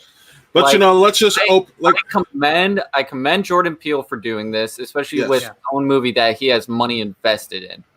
Like that proves he cares. He cares. Right. Like he's not just making movies to make money. Like yes. he has a story that he believes in. He has a filmmaker he believes in, and he wants people to see it, but safely. yes. Exactly. To- And that piggybacks off what the director said, DaCosta said, where she was like, I want people to go watch this as a community, experience it together, and we're just not ready to do that right now. So it seems like they're on the same page. It's the responsible move, and I agree. I respect everybody involved from it. And by the way, if this dropped on VOD tomorrow, like I'm paying premium money to see Yeah, it. I would pay $50 to see Candyman at home. I'm actually right there with you guys. Yeah, I would pay a cool $50 to Yeah. watch it at home. that was one of my most anticipated movies of the year. Yes. Period. And that poster dropped, and then that like teaser dropped, and then like that intro dropped. Like every about this movie, I'm all for, and I'll pay top dollar to see it. And I Yeah. will wait to see it. I will wait until it comes out to see it. Yeah, obviously a must-cover film for this show. So And let's be honest, it's one of those films you can get away with this compared to like something like a Wonder Woman or Dune, because the interest, the longer it takes a film to come out, the interest only grows. It's a Blumhouse film. It's not like there's a ton of movie invested in it, and it's probably going to make hand over fist full of cash. So you can get away with a film like this. yeah, I don't want to go too much into it because, like you said, Taylor will probably talk about it a bunch on Real Talk on Sunday, especially with all the other flicks. And you're Yeah. not gonna watch me cry for half an hour talking about West Side Story. But I think with Candyman, to play essentially devil's advocate, this is also a movie you could have easily released on VOD. Yeah. But like what you said, Taylor, with Nia DaCosta, doubling down on, this movie needs to be watched with a group. All y'all need to cry and be freaked out together. And it's like, oh, okay, that's great. That just gives me more anticipation to see this flick. Because, I may be the wuss of the group, but I was looking forward to watching Candyman. This movie had caught my attention. I was really looking forward to seeing this, and I'll happily wait to see it. And the fact that Jordan Peele, amongst other filmmakers, studio heads, are thinking like, it's irresponsible. Maybe it's not financially a good idea to release your movie at this time. Yeah. So just push everything back, everything except Soul. Apparently, Soul's gonna stick it out and see how November goes. But I think everything should just go if it can. Candyman and Jordan Peele explicitly saying, it's because it's unsafe. Taking the lead on this. Shout out to Jordan Peele. Either way, I mean, all of us here, who are they? We're stoked for Candyman. Yeah. Regardless of when it comes out. Absolutely. And I expect we'll get really into the nitty-gritty on Sunday. A spooky spider has entered the Nat Daddy's frame over Oh, here. shiitake mushrooms. Yeah. The fiance just came home with a bunch of Halloween decorations. So And that's saying a lot, considering you have like a paper mache replica of your own head on your front porch. I was not expecting that photo to be sent to me. Imagine my POV. Like, I'm like, what the? Like, what are these Imagine kids doing? anybody like delivering anything, just looking It has over. to be terrifying for them. Oh, I was very startled when I got that and then picture on my Connor phone. answers the door, and he's like, "Wait," like anyone's just like, "Wait a second, you're just on the your head's on the porch." For Like- those who don't know, and why would anybody know except the four of us? I sent Connor the Batman Dark Knight script, not Nolan's Dark Knight, Batman Dark Knight, an unproduced script that would have been Schumacher's third Batman movie. It'd have been his masterpiece, the creme de la Yes. creme of Batman at the time.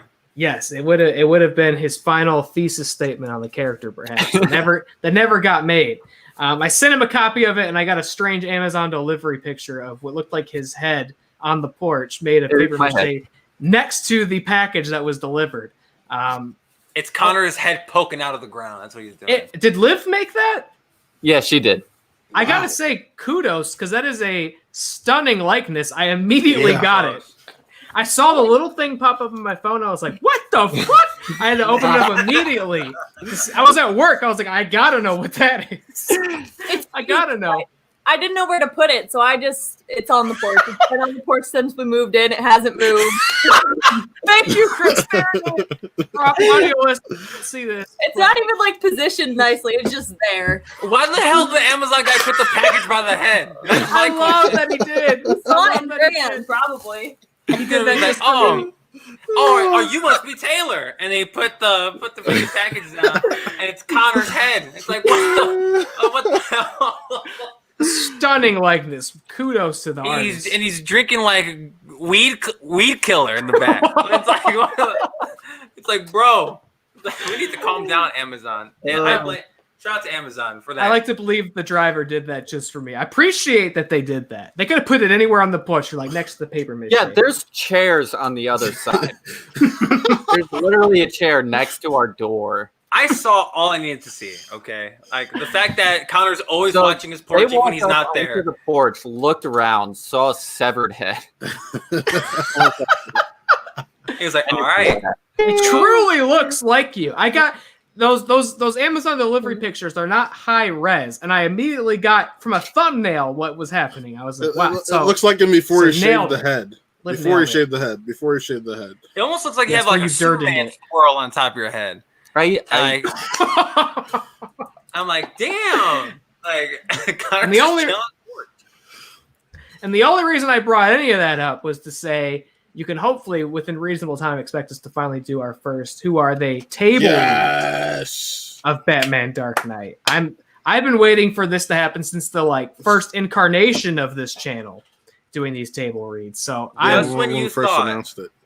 Just when there you it thought is. really scared, wasn't busy, just when you thought peeps weren't doing multiple shows a week, having a job, doing their thing, editing Bray Wyatt influence videos on YouTube for YouTube purposes, we're doing damn hour-long or 2-hour-long table reads Yeah, for it's your been amusement.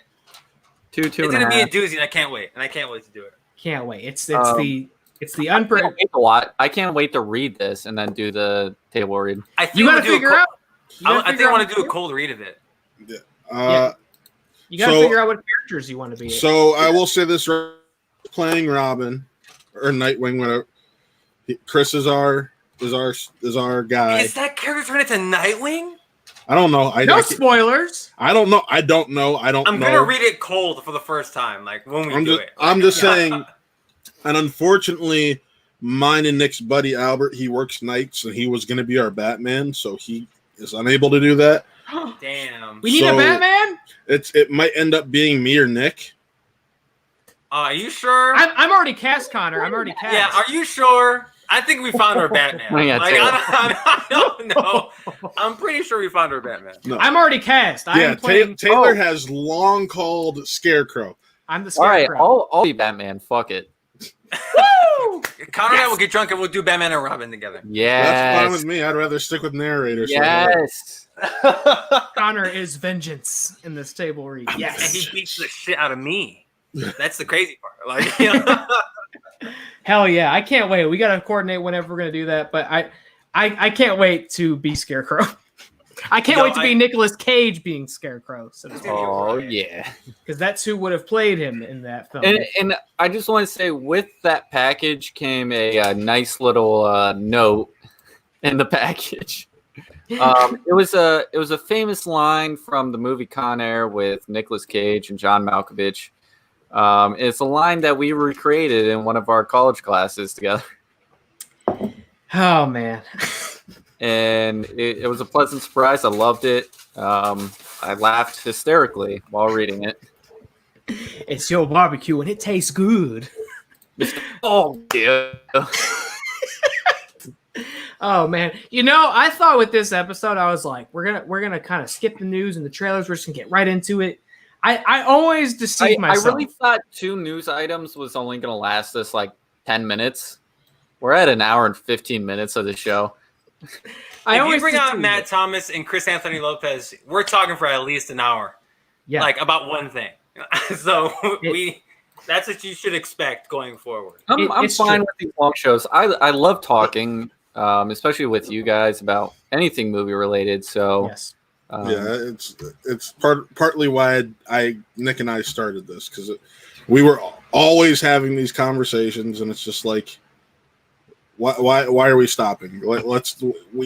Connor, how many times would we just be in a group chat, or one or 2 times a year we actually get to hang out in person, and the conversation ends up being about film for about 2 to 3 hours of the entire time. So it was just like, yeah. And it's even crazier when it's all of us, like the whole friend group together. Yeah. Like, it's even crazier. We were doing the world a disservice by keeping it to ourselves. Yeah. Seriously. We had a lot of important, like, opinions that need to be like some opinions on the movie that debuted on Netflix called The Devil All the Time. Great segue. Yeah. Great segue. There it is. The Devil All the Time, the new Netflix thriller. You may have already heard the real review on this channel or on the audio platforms. Very kind of vague.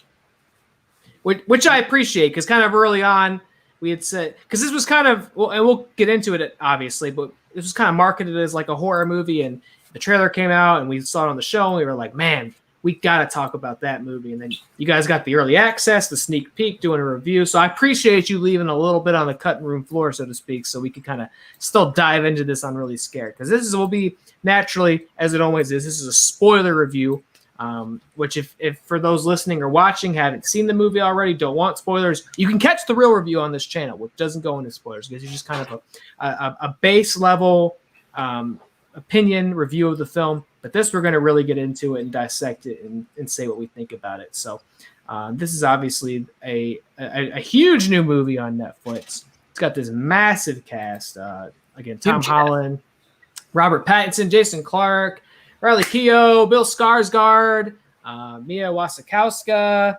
I know I'm forgetting people. Oh, Sebastian Stan is in this thing. Stan, baby.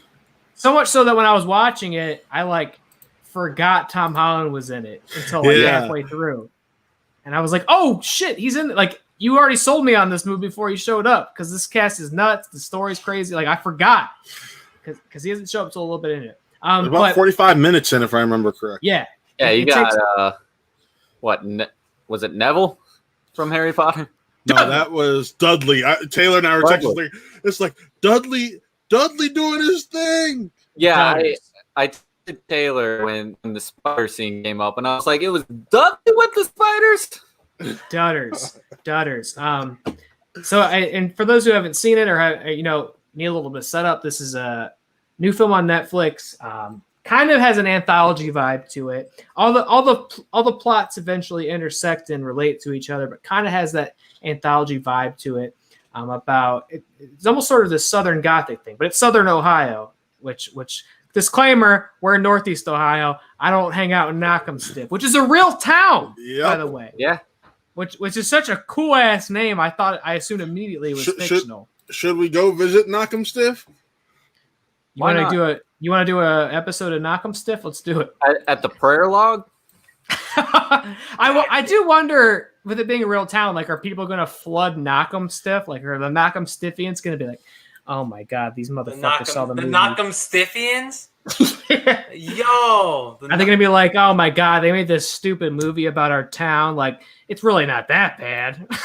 You know? I wouldn't even say it's about the town. That movie's about a lot of different things. And Yeah. the town is just definitely a setting. Like, Yeah. So it's this movie's nuts. It's sort of this Southern Gothic anthology series. I almost don't even know what describe the main thesis as, but all the stories deal with faith and how it sort of infects their lives. About like fate and, in a sense, kind of revenge. It's how people deal with Vengeance? sin. Okay, Like, and I get that. That's the vibe that I got when watching this movie. I definitely want to hear you guys' 2 cents more so, because Matt and I mean, we saw the thing, reviewed it for the channel. Go ahead and watch our vague, no spoiler review. But I never that's how I got. interpreted it. I never got into like any spoilers. I didn't really read up or watch anything besides the Good. one trailer that we covered on the show. Yeah. And from that, I knew I was super excited for it and was anticipating it. It looked like something I didn't want to know about too much going into. I wanted to go in blind. So I went in blind and I fucking loved this movie. I thought it was engaging. I thought it was, at first I was like, all right, should we cover this on the show? And then all kinds of crazy shit happens where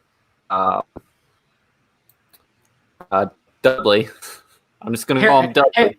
Harry Melling is the actor's name. Harry Melling. And I want to give him his due because he's fantastic in this. Yeah, he is fantastic. His character, his storyline, that whole character arc, that's when I was like, we need to talk about this. Yeah. That shit was insane. Like this whole spoilers. Spoilers. How do we even talk about spoilers without going all over the place? Because there's so many different storylines. It is kind of movie is though, and it is all over the place, which is one of the main, I think, criticisms levied against it. But and I think it didn't affect me at all. I think it's a fair criticism. It's a question of whether you can handle a plot. Like, I don't want to say handle, but whether you can tolerate a plot like that. Like if you can. I tolerated it. I tolerated it. I was so engaged with literally every character that was introduced. I was so engaged. Yeah. But yeah, his character, he's this kind of very religious preacher. A very extreme. He's sort of evangelical type. He's not a megachurch preacher or pastor. He's in this very classic little tiny, he's very radical. With his very religion. intense.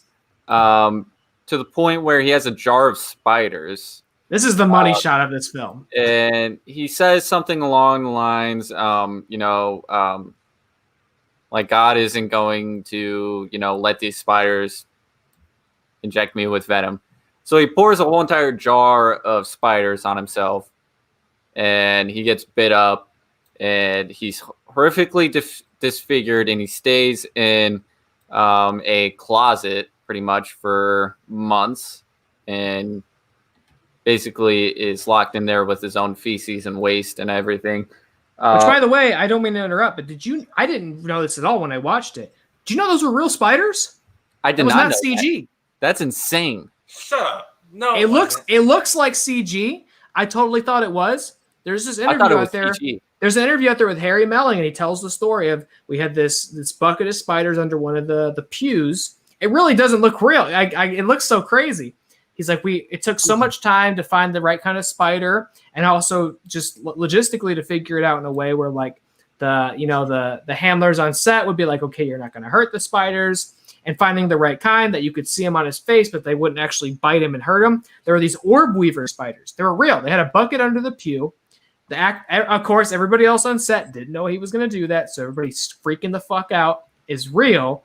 And Harry Melling, that's why I want to really give him his credit, because this is nuts. He grabs this bucket of spiders and pours it on his face. These giant spiders, they kind of fall down in this blob and then dissipate over his face and crawl over him. That was real. Those were not a special effect. He did that. That's gross. But yeah, Eat your heart out, Jared Leto. That shit was nuts. Yeah. But he locks himself in a closet with his own shit and piss and waste. And he basically goes insane and comes up. He basically has like an epiphany. Says God spoke to him, and he knows what he has to do. So he takes his wife, who was supposed to be set up with Tom Holland's character's dad. Yeah. Right? No, Skarsgård's character. Yeah. But she ends up with him, with Because not Tom Holland's dad. She fell in love with Harry Mellon's character No, from the get-go, and Bill Skarsgård fell in love with the girl Yeah. that he met. So he and his disabled brother drive her out to these they say they're going to go on like a walk. They go to these woods, and he kills her. Stabs her in the neck with a screwdriver. Yeah, that was one of the... And he says that, and he's just like kneeling over the body, telling her lifeless body to rise. Basically, trying to resurrect her. God saying he would resurrect her and this that. I texted Chris during this part and said I heard you scream from here, like, motherfucker. we need to talk about this movie. That scene there, I was like, we need to talk about this movie. This is fucking insane. And if it wasn't clear by now, this movie is fucking bleak. Yeah, it is bleak. That's like not even the most fucked up thing that happens. That's not even like the first third. That's like at the beginning. That's like the first quarter of it, I'd say, like the quarter mark. Yeah. This is a spiritually harrowing film to watch. Yeah, it was disturbing. It's literally like nothing good happens. Best text I got from Taylor. I feel like I need to shower while watching this. Take a bath was my phrase. I needed to really cleanse every inch of my body after watching this thing, because it was just dirty. It was sweaty and gross and depressing, but still so good. And I just want to say right here, right now, if you have a problem with Robert Pattinson's accent in this movie, you can go fuck yourself. Yes, it was. I ain't taking the blame for no bastard child. Come on, man. I've watched that clip. I love it. I think it's so good. God damn it! I remember we're texting each other during his welcome dinner. He's like, "I'll suffer through this chicken." I was. Oh, how shitty of a person he is. Delusions. Yeah, I love his accent. I think it's so good, and it adds to like the eeriness of his character. He steals every scene that he's in too. Yeah, he's amazing. But we'll get to him. I just wanted to say, because there's a lot of chatter online. Well, he's been getting memed a lot, and I'll say. Yeah.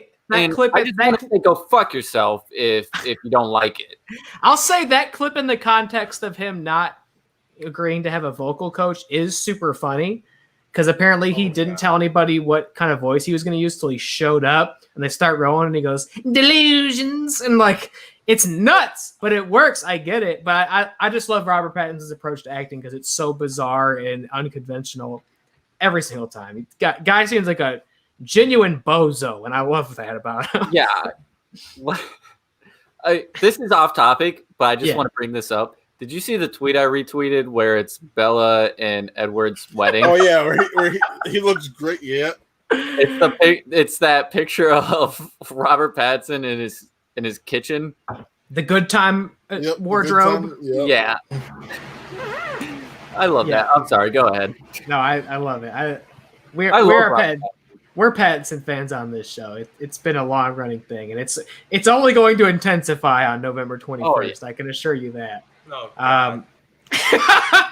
Yeah, man, this movie is dark and depressing, and if you can't stomach that kind of thing, it ain't for you. Like I wouldn't hold it against anybody coming on this movie to be like, I don't think I really like that. I'd be like, yeah, I get it.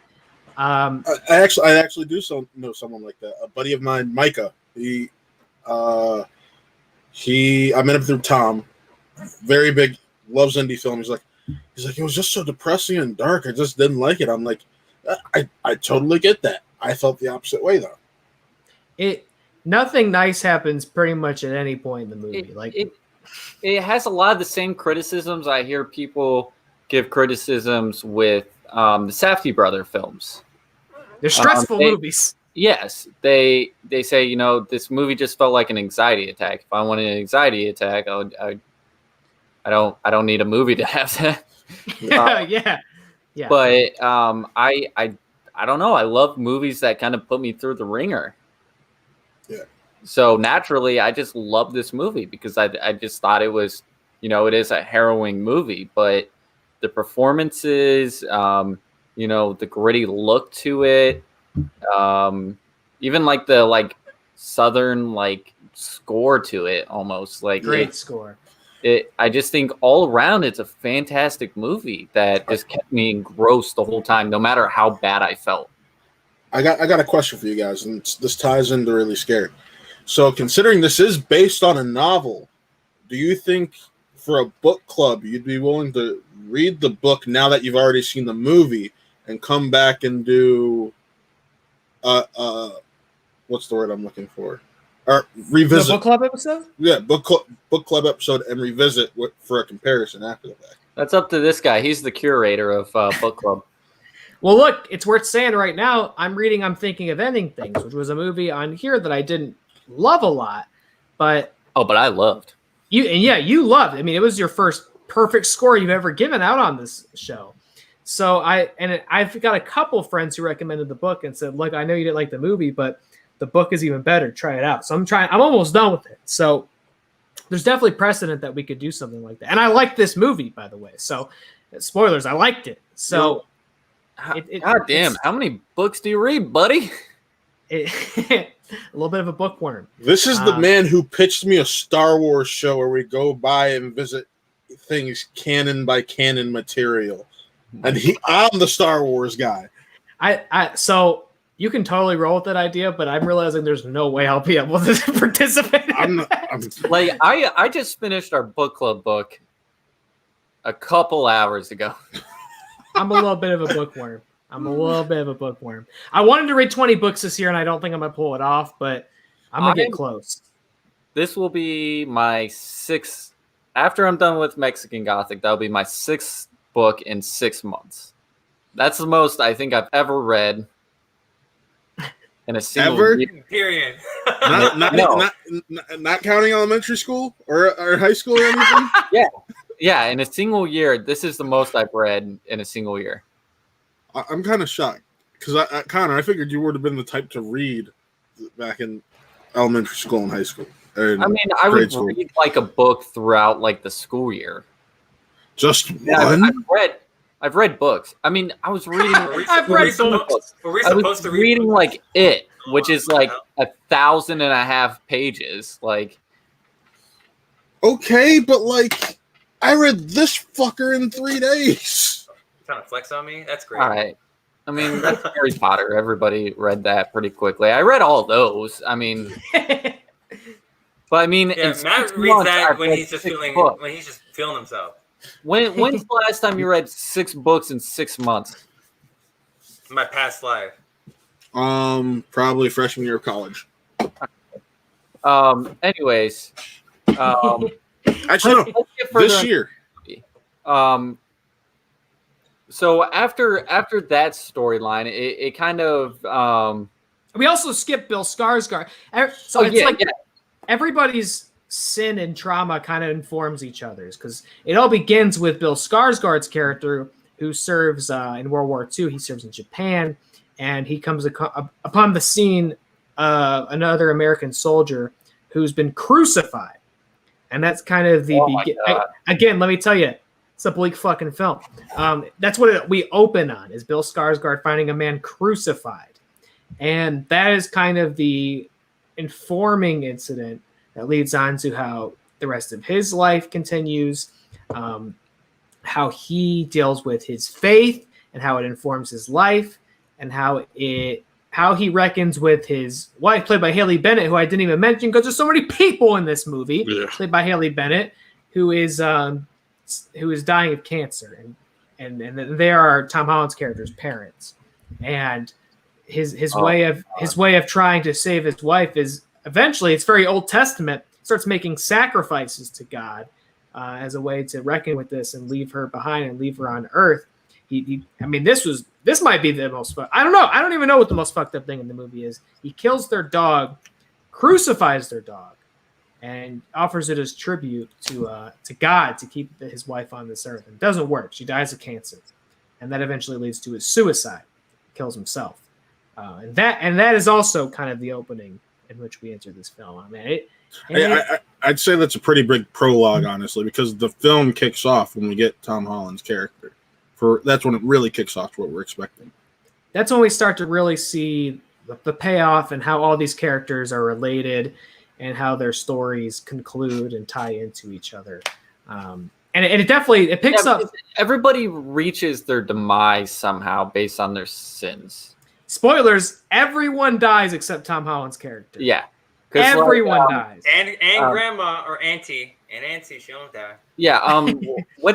What's the actor's name for Dudley? Harry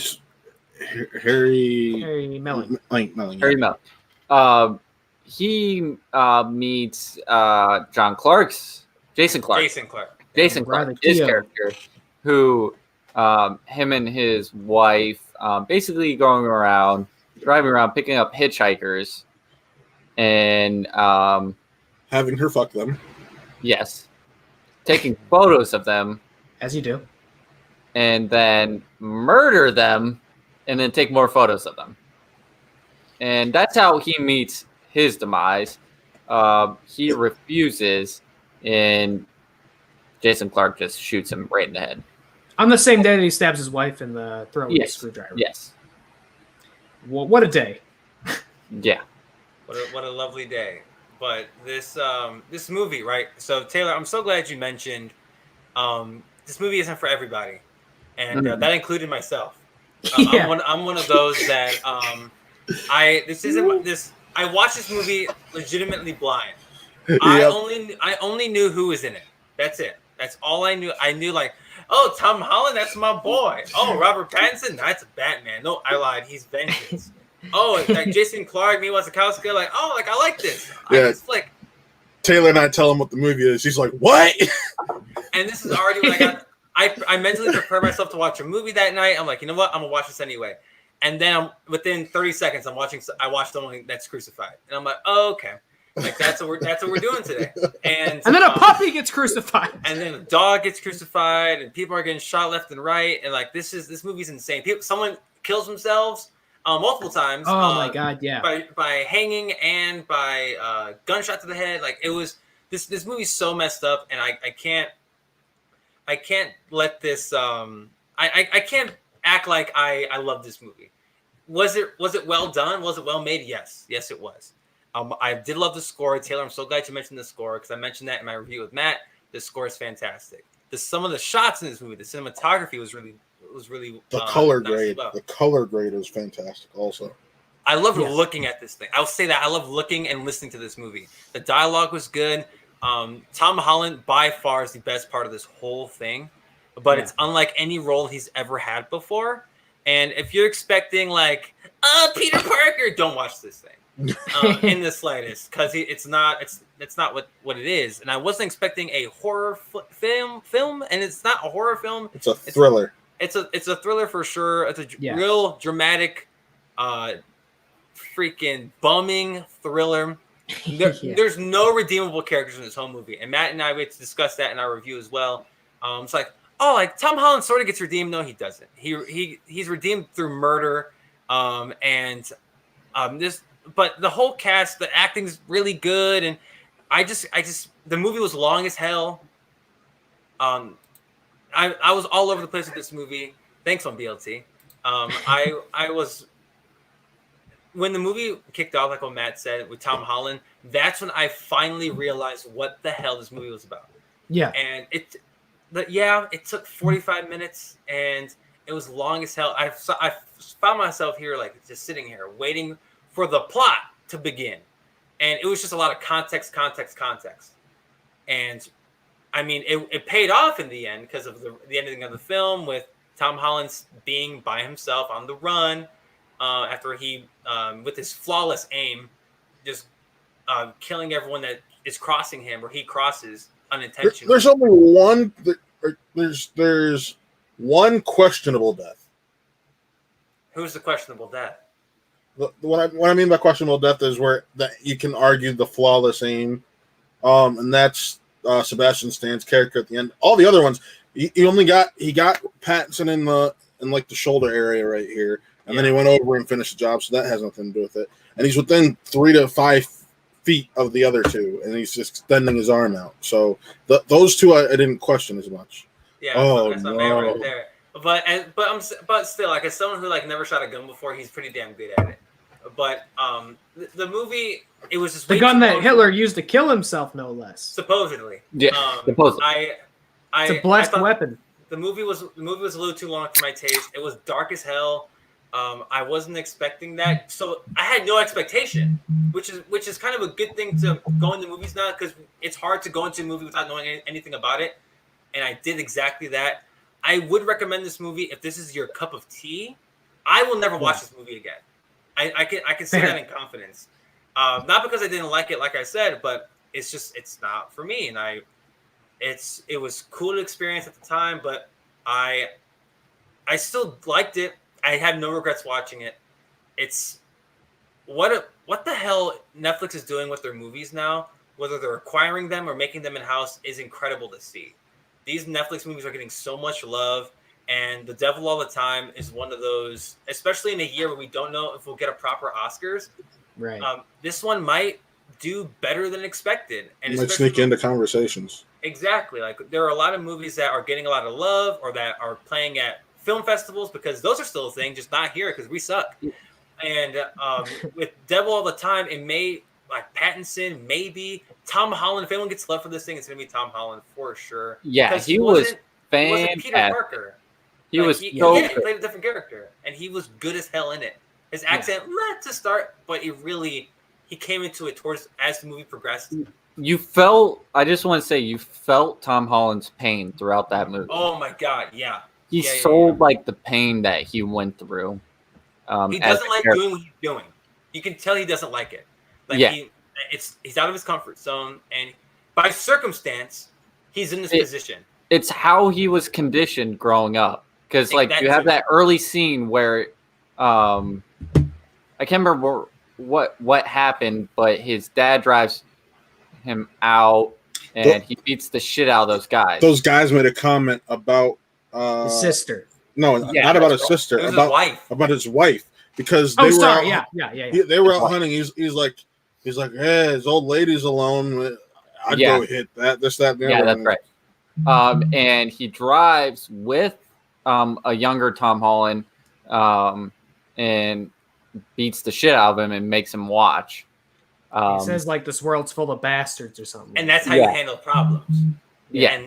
And we saw that later in the film. Yes, exactly. These bullies at school.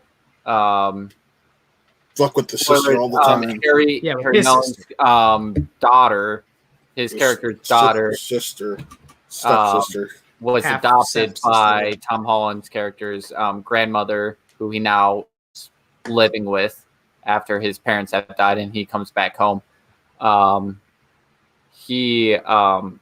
So she's basically his sister because they're both adopted by his grandparents. She is bullied at school. These bullies like put a bag over her head, says like, "This is the only way I'd fuck you," shit like that. Yeah. And then later on, like, she kind of holds Tom Holland back from, being the shit out of him right then and there. But, a couple scenes later, you see him track them down, go wherever they are, and fucking beat the shit out of them, put a paper bag over their head, and smash their faces. It was so when he smashed the dude's head with the car, the hood, I was next like, one, damn! when he took the can, I think it was like a can of paint. Yep. And just fucking beat his face in. And I think there was like a line later on where it was like, yeah, they said they were literally like clinging on to life. Yeah. And I also want to, I thought this was an interesting tidbit. The narrator is actually Donald Ray Pollock, who's the author of the book. Oh, wow. So the guy giving those sort of expository little narration things, that was all a great fucking voice. I mean, that was, like, what's that man's name? Sam Neill? Yeah. Or no, what's his name? Sam. It's not Sam Neill. What am I thinking of? It's the brother, and Connor, help me with this. The brother from Stars, Warren Bradley Cooper's brother. Yeah. Oh. What's his name?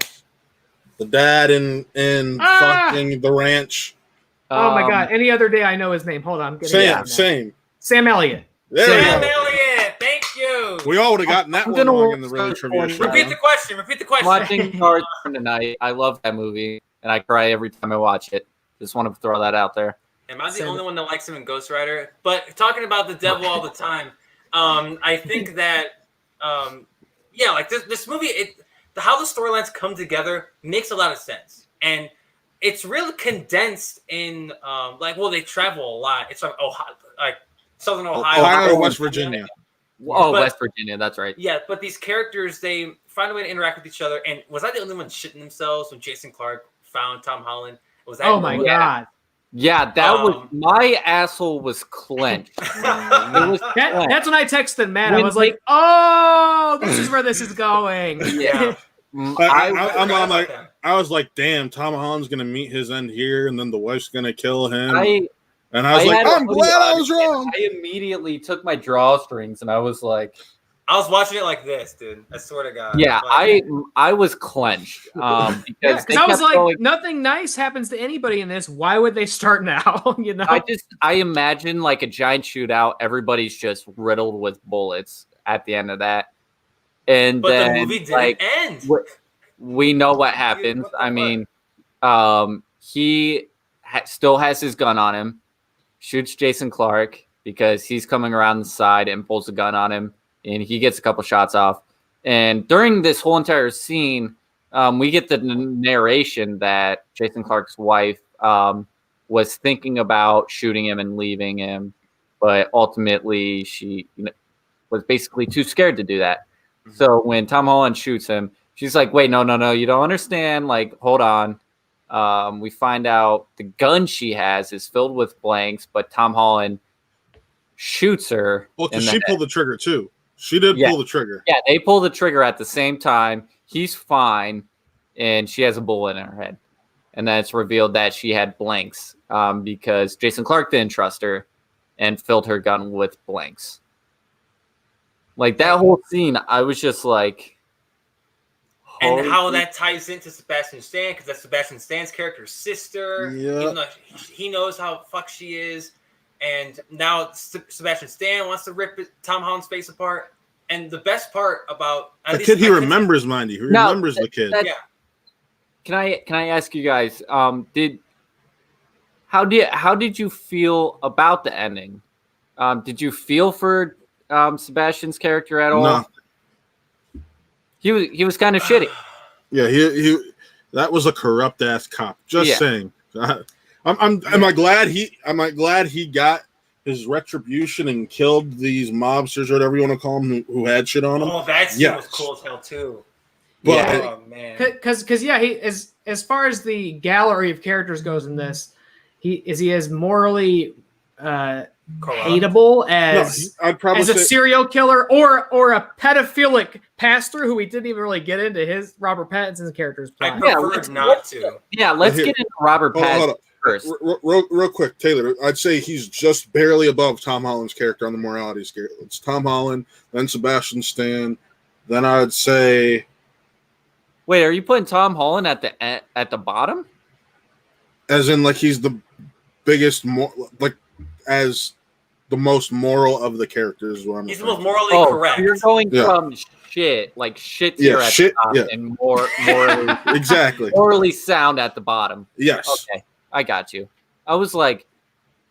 And Connor, when you were gone, I'd mentioned that no one in this movie is redeemable. No one. Not really, no. No, And I mean Tom Holland just goes on a rampage, so I mean it's kind of inexcusable. But He's the closest to a yeah.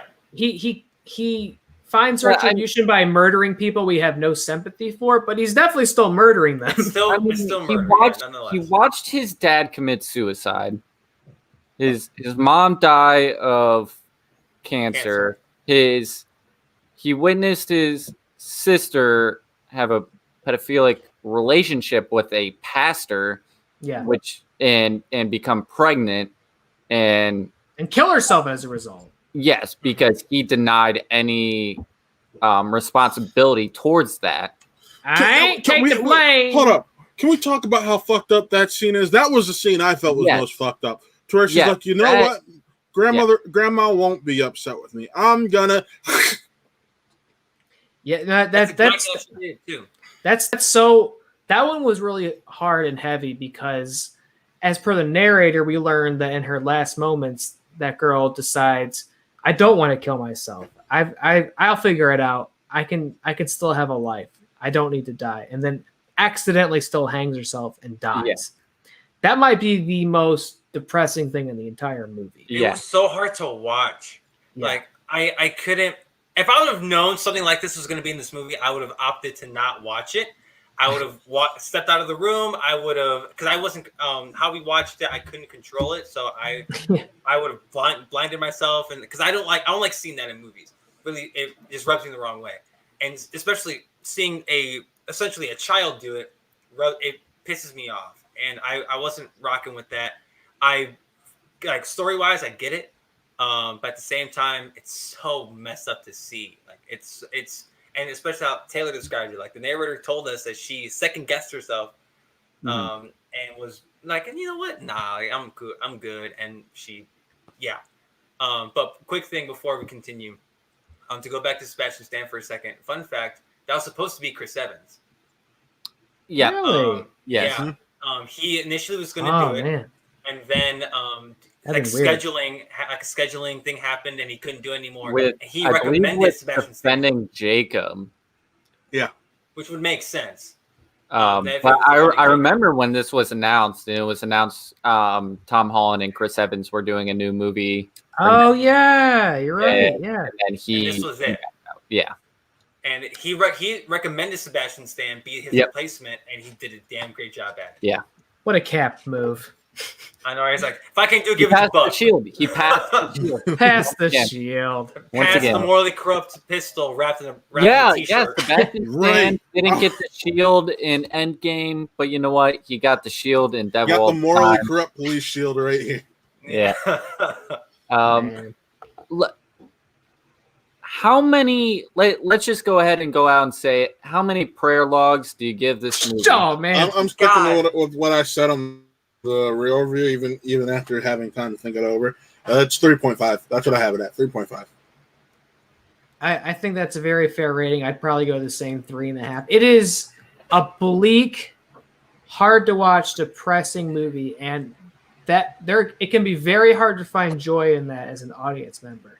But I thought what really carries it are the performances. Yes. You have so many great actors who are doing a great job in it.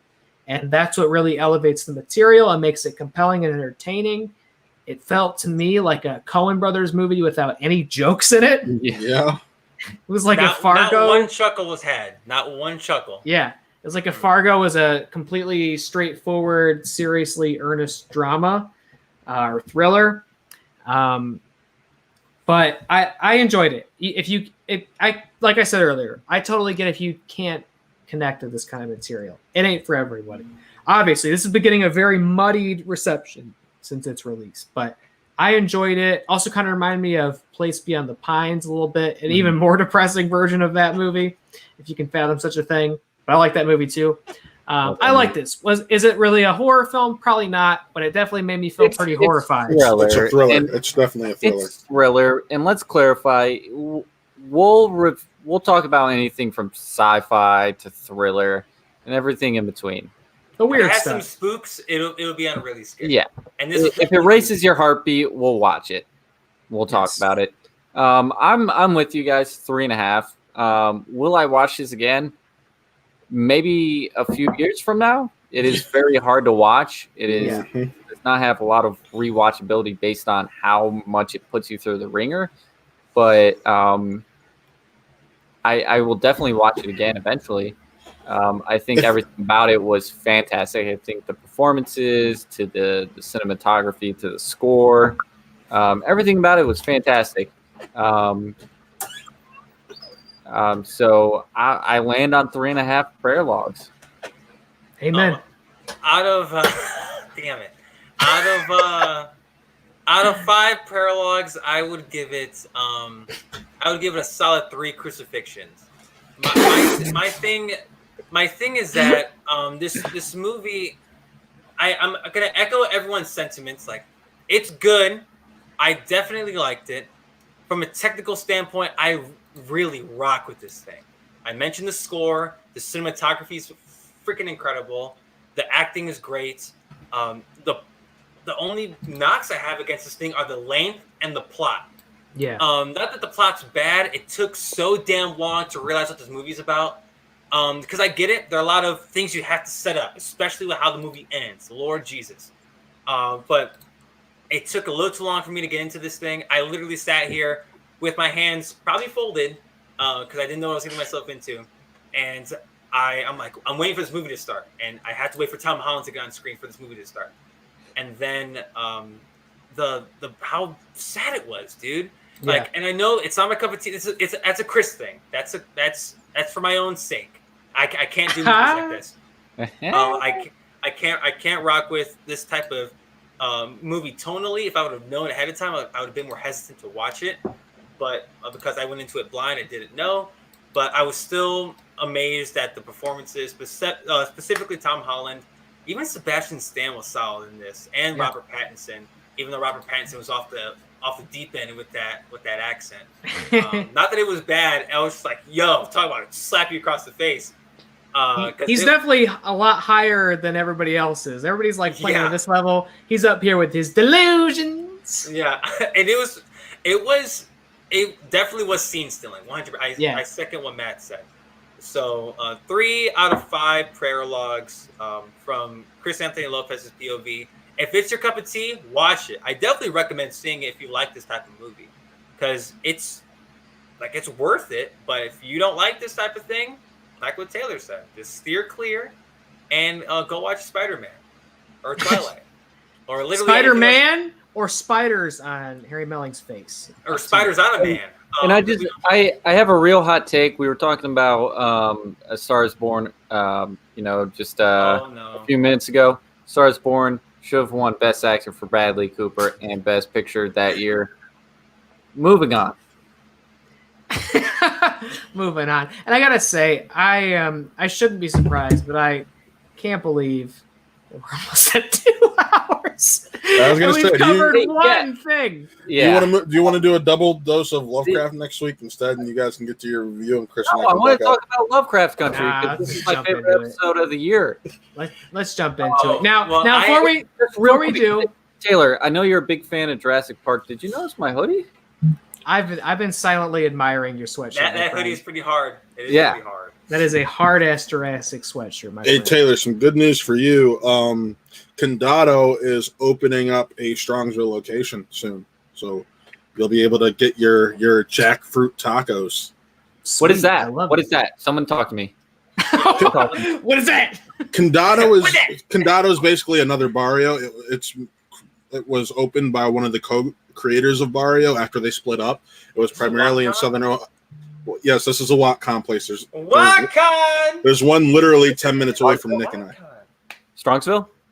Yeah, Strongsville. Yeah, but they have more vegetarian and vegan food options. Is it open or is it opening?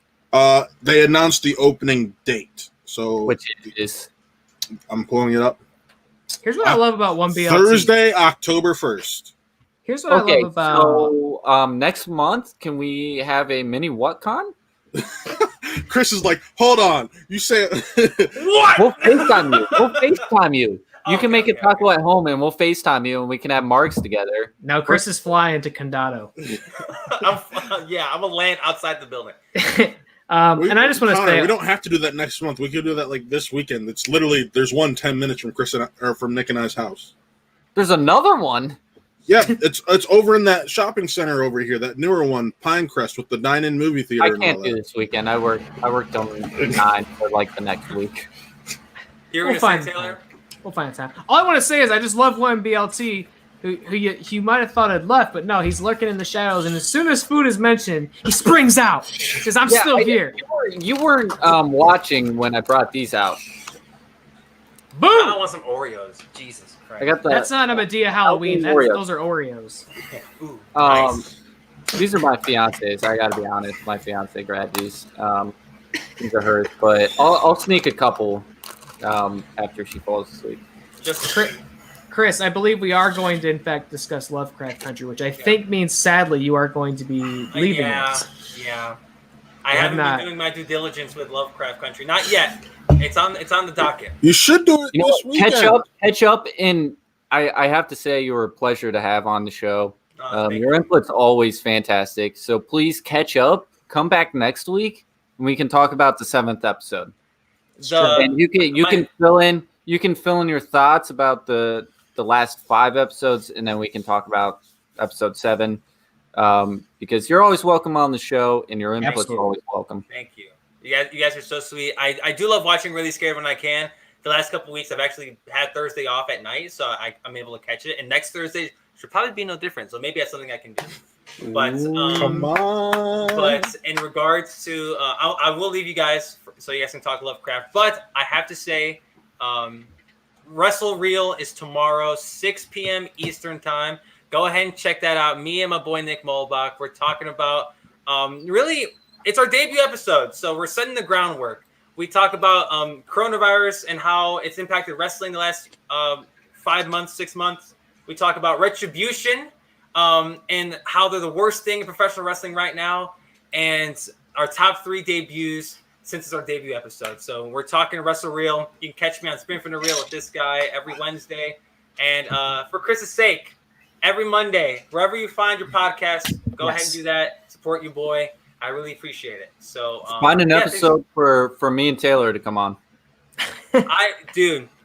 We'll give you your longest episode yet if you didn't. The longest episode I've had is 1 hour and 15 minutes. Oh. It'll be 2:15. It'll be 2:15. So the second, I do want everybody on watch, at least at the bare minimum, for my favorite movie series that I'm doing over there. I want to watch all you guys' favorite movies, and I want to talk about them with you guys. I don't have a favorite movie, so you better pick one, motherfucker. You pick one. Blade Runner 2049. Have me on for Blade Runner 2049. Is that your favorite movie? Is that your definitive favorite hard? It's really hard. I have 3 all-time favorites. And Natty Crew. I want George on my podcast really bad. Hell yeah! My 3 all-time favorite movies. Toy Story, Where the Wild Things Are, Blade Runner 2049. Those are all tied for number 1. And I love them all for those are all 3 perfect films. I love them for different reasons. All-time top 3. And that means that's up to you which one you want to talk about for Chris's sake. Blade Runner. I'll go the fuck in on Blade Runner. And the crazy part is I haven't seen Blade Runner 2049. So all right, perfect. So that's something that we can definitely do that. Taylor, the same thing goes for what's that? Chris, you and I can talk Fight about Club? Fight Club. Oh, we can talk about Fight Club. You're not supposed to. You're not supposed to. But we will for Chris's sake, baby. We'll break the rules rule of Fight Club is you don't talk about Fight Club, and the second rule of Fight Club is you don't talk about Fight Club. The third rule is you certainly don't podcast about Fight Club. But we're breaking all 3 of them within apparently more than 1 hour and 15 minutes. But I'll let you guys go talk about Lovecraft Country. Thank you so much for having me on. You guys are fantastic. You guys are some sweet boys. And the Natty Daddy himself. Hell yeah, brother. All for the homie. I'll talk to y'all soon, all right? Absolutely. Take care, my friend. Good night. Love it. Love it.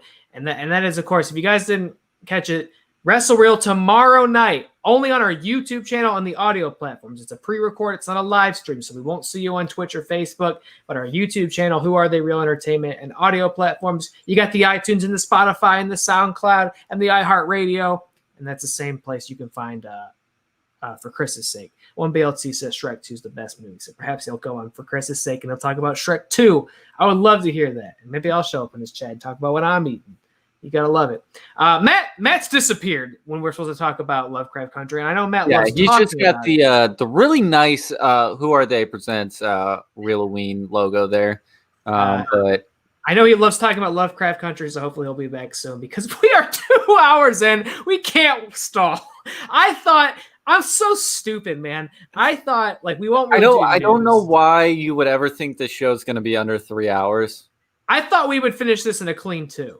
I was like, we'll do no news, pure review, front to back. I really thought 2 news items would not last like 45 minutes, but I'm so stupid. We haven't even gotten to book club, which has historically been perhaps the most in-depth and time-consuming conversation we have 4 people on for book club.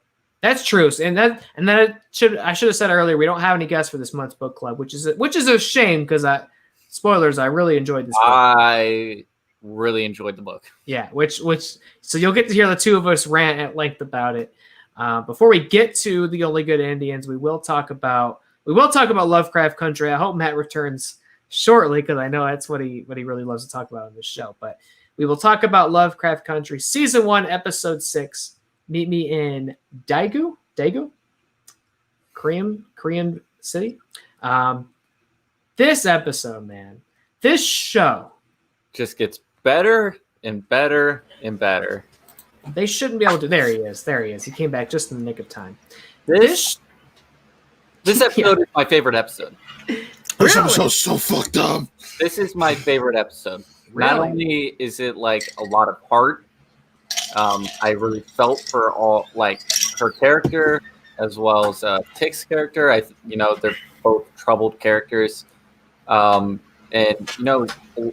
there were several points in the episode where I felt some tears coming on. It's very heartfelt episode, and there's some crazy shit in this episode. Yes. And I just want to say the book had no sex. No. But in this show, they be fucking. Most certainly. All the time. And they be fucking in this one on a couple different levels. This episode, and I get in this nasty habit of constantly comparing the show to the book. I'm not going to do that very much. The only respect in which I'm going to do that is to say because this has nothing to do with the book. Yeah, this is a completely entirely original script, original. Atticus shows up, of course, but outside of that, everything in this episode, is completely a product of the writers' room, which I find very fascinating. Mm-hmm. We've seen them go outside the book and come up with their own twists and character developments and changes, but we've not seen them go so far off that they're completely doing their own thing. And that's what this is, because this dives into Atticus's time serving in the army, which I think I want to make a correction. I think we've incorrectly attributed to being that he served in Japan during World War II. No, we messed that up. And in hindsight, I was like, oh yeah, that doesn't make any sense in the timeline. He served in the Korean War. That's what I said on the last episode. Did you say that? Korea. Okay. I said he was in Korea, and you guys corrected me. Oh, we corrected you, and we were wrong. I knew it, you sons of bitches. We were wrong. I'm sorry, Nat Daddy. Forgive me. He served in the Korea War. And this dives into his time there. It's touched on in the book, but it's never elaborated. It's certainly not to this degree. We just know that's where he went. And the book kind of touches on why he went, and this does too, but we really get a firsthand look at what that was like. He's there really at the start of the Korean War as U.S. troops are arriving, and their presence is felt in the communities and the cities. But he's not the main character at this episode. In fact, he doesn't even show up till maybe about halfway through. Instead, the main character of this episode is a woman named Gia, I believe. Gia. I believe so. I'll do a check real quick. Yeah, who is... I just want to say, this episode starts on a bang. Literally. Yep. Oof. Yeah. We don't see for a while... We don't immediately get how it's going to connect to the narrative that Lovecraft Country has been establishing throughout the other episodes. Yeah, it's Gia. It's Gia. It's Gia. This woman who lives with her mother. We know that she's studying to be a nurse. We know that she's Kind of single. like socially awkward, Yes, kind of like a pariah almost. she's single, and there's seems to be pressure from her mother to settle down with somebody and bring somebody home. So we see her go out and do like a speed dating thing. She's trying to connect with somebody. It doesn't work at the speed dating session. She goes to the bar. She's like, she pretty much straight says to her friend, like, my mom expects me to bring a man home tonight, which is already, it was like, that's strange, that I not to sound so traditional or whatever, but it's strange that your parents want you to bring a partner home, the night that you met him, so to speak. So she goes to the bar, finds another man, and pretty easily and quickly seduces him, brings him home, lights candles, disrobes, seduces him. They have sex. They have sex, and what else could happen other than a series of tentacles or tails? Cat tails. It looked like. I was like, she's a emerge. box. Yes, she's it's a Kumio, which is a 9-tailed fox spirit. We learn, and these tendrils are emerging from her ears and her eyes, and they're her mouth. They're penetrating her him. Vagina. She can, when that happens, she can see the whole entire person's life. What happened before, and what's supposed to be happening after this moment. What they're supposed to do. Yeah, up to the moment that they are at, because there's a twist with that towards the end that I want to save. Well, the man should bring. They see their whole entire life, what they would live out, because she sees him climbing a mountain, and that has not happened yet with him. And I guess we'll have to touch because later in the show, when after her encounter with Tick, it's brought up that this was the first time she had a vision of someone's future. Okay. That's why I was saying that. Because that's interesting. Because that's why they went there. That she saw someone's future and felt something. I thought it was the first time she saw someone's future. Period. Because she didn't understand. If you guys are watching Lovecraft Country and have any input on this and have any clarification, please put it in the comments. Signing in the HBO right now. I'm going to try to go to that part. But yeah, she sees this guy climbing a mountain and yells out what he yells out as she climaxes and basically kills this guy. He explodes. Literally explode. And then her mother comes into the room and says, "How many more?" Like 10 more. 10 more. Yeah. Yeah. So basically, confirming that she's in on this, and she's supposed to kill a certain amount of men. 100. And then we get to collect 100 souls. We get the titles. Yes. So and to that point, we learn that Gia is really the spirit that's been summoned to inhabit basically the body of this woman's daughter, who had been sexually assaulted by, I believe, her stepfather. Yes. Growing up, as part of this way to recapture the daughter that she lost, and as part of this sort of revenge plot, this idea is that she has to seduce and kill 100 men, and then Gia, who is the spirit, will be able to become human, become real, and no longer live with this burden. They'll be able to walk amongst the world with people. And Jessica's return, she says she came in at such a strange moment. I gotta imagine she showed up. We're talking tentacle porn, yeah. I gotta imagine that's what she heard as she came back in, and your ears don't deceive you. I'm tired of this vanilla world we're living in. Yeah, you want more? You want to see more of this? More tentacle points. Amen, brother. So that's kind of the wild setup we're giving it, and it is it is one of the most horror things I think we've seen in the show. Yeah, but God, this is a tough episode. God, this is a sad, tough episode. But it's probably the most emotionally impactful episodes, in my opinion. Like I said, there were a couple times where I was kind of fighting back tears. It was very sad. I Yeah. felt for Gia's character. I really did. And her connection with Tick Tick. Yes. really resonated. I felt for both of them. It was a very emotional episode. It was because we do eventually get Atticus does eventually show up. He's part of the U.S. troops who were there in Korea, and we see him in a scene that really shows the nuance of his character. We've kind of looked at the violence he's lived with, and that he's prone to perpetuating and embodying. We really see it in this episode in a very tough scene where the U.S. troops there have reason to believe there's a Korean spy living amongst them. I do want to say it's a very at the beginning of the episode, we see the American troops coming in and saying, don't worry, we're here to free you. Don't worry, we're here to free you. We're your friend.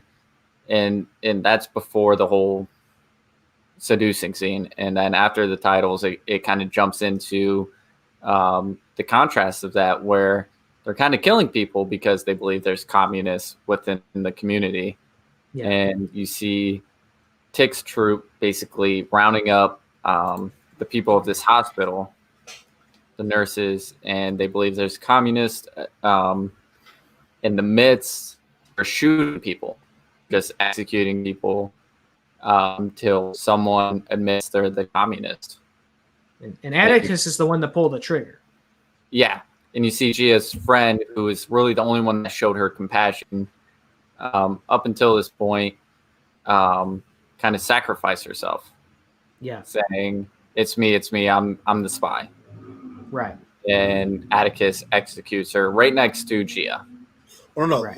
they pull her away. They executed two other nurses. They kill the one woman because nobody's fessing up that they're the spy. So I thought they shot Gia's friend right next to her. They do shoot a woman right next to her, but they're saying if somebody doesn't come forward, we're going to start killing people. I watched this episode literally last Thursday night, so I do apologize. Oh, you're fine. That's right. They kill a woman right next to her. And then they kill another woman, and then when the gun's pointed at Gia, that's when her friend comes out. But yes, Atticus is the one to Yeah. Atticus is the one to perpetuate the death and the violence in that scene, Mm-hmm. which is really tough to see because for all intents and purposes, up until now, he's Atticus pretty much was going to shoot Gia.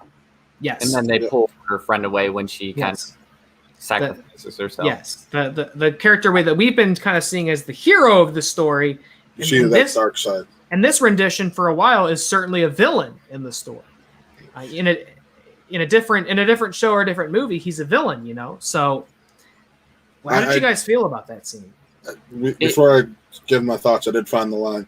I had a vision of a man's death, and not by my hands. This is the first time I've ever encountered anything like this. Okay. So she sees their whole entire life. Up until she kills Up until she kills them. So this is, like I said, this is the first time she saw the future. Mm-hmm. That's true, because that moment, that dynamic usually ends in them exploding in blood and dying. So to see a different death would be pretty remarkable to her. Yeah.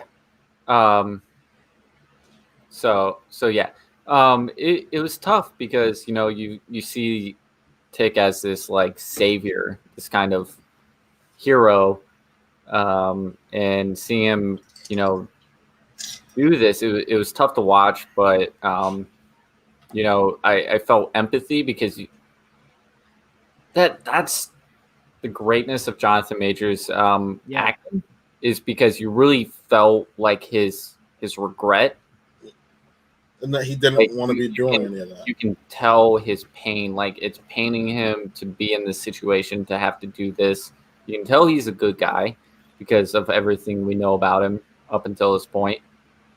And this is a prequel episode, this flashback episode, but you still know, his heart and his goodness. And,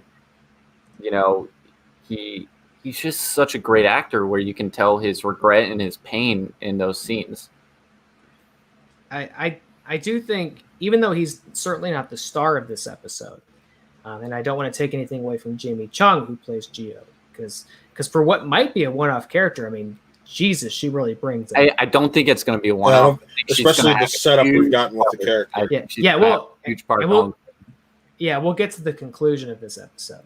But I think we really see the range Jonathan Majors has in this. Yeah. To go from such a despicable villain in that scene, again, like in a different show or a different movie, he is an antagonist. But then the back half of the episode, where because she's a nurse, and so she's tending to U.S. troops who are injured in combat, and Tick is one of those soldiers. So down the road, I don't know, weeks later, months later, after she sees him execute these women, this scene is so powerful. I'm assuming you're talking about the scene where he's injured in the hospital, and she sees him and comes over with like uncontrollable anger, and she, takes herself outside and is just basically screaming in the rain. And from that point forward, she's basically plotting to get revenge and kill. Yeah, that scene was powerful. Yeah. And there wasn't much to it, but the acting was just phenomenal. Yes. That performance, his performance really just make this a special episode. Even though it feels like such a detour from what we've been experiencing so far. It makes it a detour we're taking.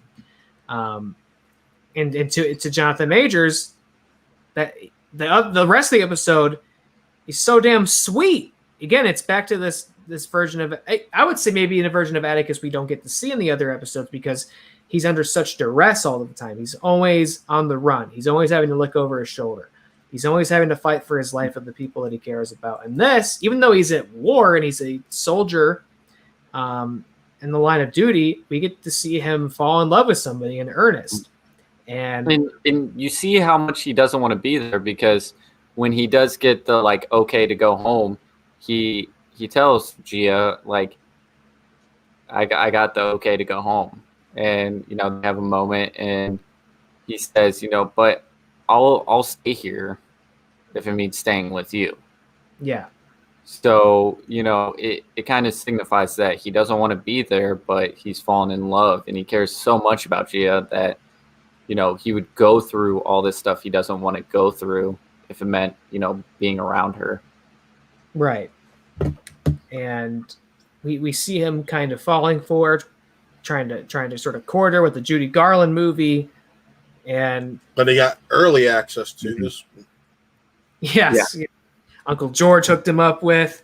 So it makes it all the more sad, because we know Tick's capacity to be a good person. You wouldn't know it from the first half of this episode, but we've seen who he really is. And getting into his motivation for even being there in the first place is kind of the little stuff that the book touched on, which is he just wants to get away. He wants to get away from the community he's living in, the country that he's living in, the way that he's treated and chastised and discriminated against. He just wants to get away. He used to read, pulp fiction and sci-fi books and horror books as escapism, and it wasn't enough. So he actively, his friend was drafted. Atticus enlisted as a means of escape from America. And it's that interesting dynamic that Spike Lee touches on in The Five Bloods, Jonathan Majors also a star of, playing a very different character, the range on this man. But the idea of going to fight in a war for your country, a country that doesn't care about you and treats you as a second-class citizen, and won't greet you as a hero when you come home. And that's what's happening with Atticus here, which I thought was fascinating, to say the least. I agree, because that's something I thought about when I saw this. I'm like, now he's playing, granted in a different country, he's basically playing his father's character from The Five Bloods. Yeah. And that's so it's such a tragic motivation for his being there. And he's aware of it. He's smart. He really sees the writing on the wall. He knows that's what it is, but he just needs to get away, and he meets this woman and maybe thinks he gets to actually be happy despite the fucked up circumstances and everything. All the while, she's basically plotting his death, and then realizes that somehow she's falling for him as well. She's having these genuine feelings that not only weird for her because this is somebody she's invested in killing, but also because she's had all these essentially these one night stand encounters. And she's told she can't feel emotion. Right. She's never felt anything before. All the sexual relations and compassion have all been a front in order to kill people as part of this sort of spiritual contract she's a part of as the spirit. And for the first time, she actually cares about somebody, even though she has all the reason in the world to want to see him dead, because but she sees the nuance in him. She sees the good in him, sees that it isn't so one way or another. It's that this is a man running from his own monsters and his own demons and his own villains. And she has to reckon with that and be honest with that. And she can't help it, even though there's so much pressure on her to kill 100 men. And she's so close. Her mother's like, her mother, that's the other thing. She has this bizarre relationship with her mother, who says she's not really her mother. You know, I summoned you. But it's about all her character also is this sort of relatable thing of trying to be what your parents want you to be, and she can't do it. Obviously, in a very crazy horror movie rendition of that dynamic, but there's just so much going on with this for a one, maybe not a one episode character, but for a character we just met. I mean, just so much credit to the writers of this thing, because the show could just be about her character, right? Yeah, it could. You know, you could do a whole spinoff about this character because there's so much happening in this episode. It's so rich. But perhaps we should get into towards the end the conclusion these two characters come to, which is that she finally does embrace Atticus. They have sex. We learn Atticus is a virgin at this time, and we see how vulnerable he is. And at this point, she's thrown away all the obligations of being this spirit and having to participate in this ritual, and wants to be with him. She's fallen in love with him, and fears she still can't control. She thinks she can control it, and then while they're having sex second time. That's the third time. The third time. Because they end up having sex at the camp. There's a scene where they actually just had sex, and it's kind of hinted at that they have been having sex, and then you get to this final time where she loses control, and we see the tails come out again, ready to take him, and they grab him. Yeah. How did the scene affect you, knowing like how Atticus reacts to the events that take place after this episode? Well, it's fascinating, right? Because he encountered tails coming out of a woman while having sex. Yeah. But then he encounters, magic and ghosts and all kinds of supernatural things after the fact, and it seems very daunting on him. It seems very I don't know, it affects him in a way where you think he would have never encountered something like this. Yeah. He's definitely he's the only one with any sort of fair warning. We've learned that the world is not as it seems. Yes. There is more going on, and what you believe is impossible may not be impossible, because he has encountered something he cannot explain. I will say he does hold himself together during events that happen throughout the series better than anyone else. And maybe it is because of what he's already encountered. Yes, no matter how many times you would encounter something like that, it would still be hard on you. Well, he hasn't encountered another woman with tails falling out of her orifices. So he's encountered things just like crazy. I was just about to say he encountered that spirit that was man and female. So he's been possessed by a ghost. Yes, he's fought monsters with a bunch of eyeballs all over them. He's seen magic. Yeah, this was just his brief introduction into the bizarre world he actually inhabits. And he definitely panics and gets the hell out of there. And it's sad because we know this character and we know she's not malicious towards him, but who can blame him? It's just, you feel for her because, like, just the scene before, he said, "There's nothing you could do that would, drive me away." Mm-hmm. Little does he know. And then he fucking books it, and you're like, "Oh man!" Right? And what to her? And could you blame him though? Like, wouldn't you have done that? Like, this woman just had these fucking tails come out and attack me in the middle of us having sex. They were on his eyeballs, man. Right. He almost became a blood puddle. She can't control her own natural. I don't know if urge is the right word, but abilities. It seems like that some sort of subconscious gesture or instinct that she can't control. But what we were talking about earlier is in the throes of this moment, she sees something she's never seen before, which is a death that was not by her own hands. And we don't really get details on it. We don't see it distinctly, but she interprets it as his death. We see Letitia for a moment. We see Atticus, who seems to be strapped into something, or it looked like he was being crucified, literally. Yeah, he's held captive. He was in a contraption, held captive in some place at some time, but we don't know who else is there or what exactly is going on. But we know through her interpretation, this was his death. And before he leaves, she says, "Wait, like, you don't understand. You're going to die." And that ties into what we saw in the last episode, where what he deciphered was die. And he calls her and asks, how did you know? I didn't even think to connect it back to that moment and like reassess it. You're right. That is what. So even to that point, by the end of this, Tick leaves, and we do have this kind of sweet, nice moment with her mother where they come to finally terms. Accepted her as their own daughter. Yeah, she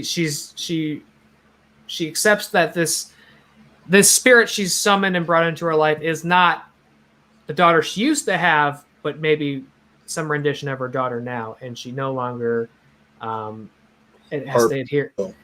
Yeah, and they go see this sort of shamanic spiritual woman. Yes, and participate in this ritual, and the sort of omen, the message that Gio's given at the end is there's going to be a lot more death, and that you are going to see, that you are going to witness. There'll be much more death, and that is not only tying into the fact that that phone call happened in the previous episode, but seems to suggest that we have not seen the last of this character, and what happened in Korea is still going to be very relevant to what's happening to Atticus right now. Oh, here it goes. What natty is that? I've lost count. 5. 5 or 6. 6. Jesus.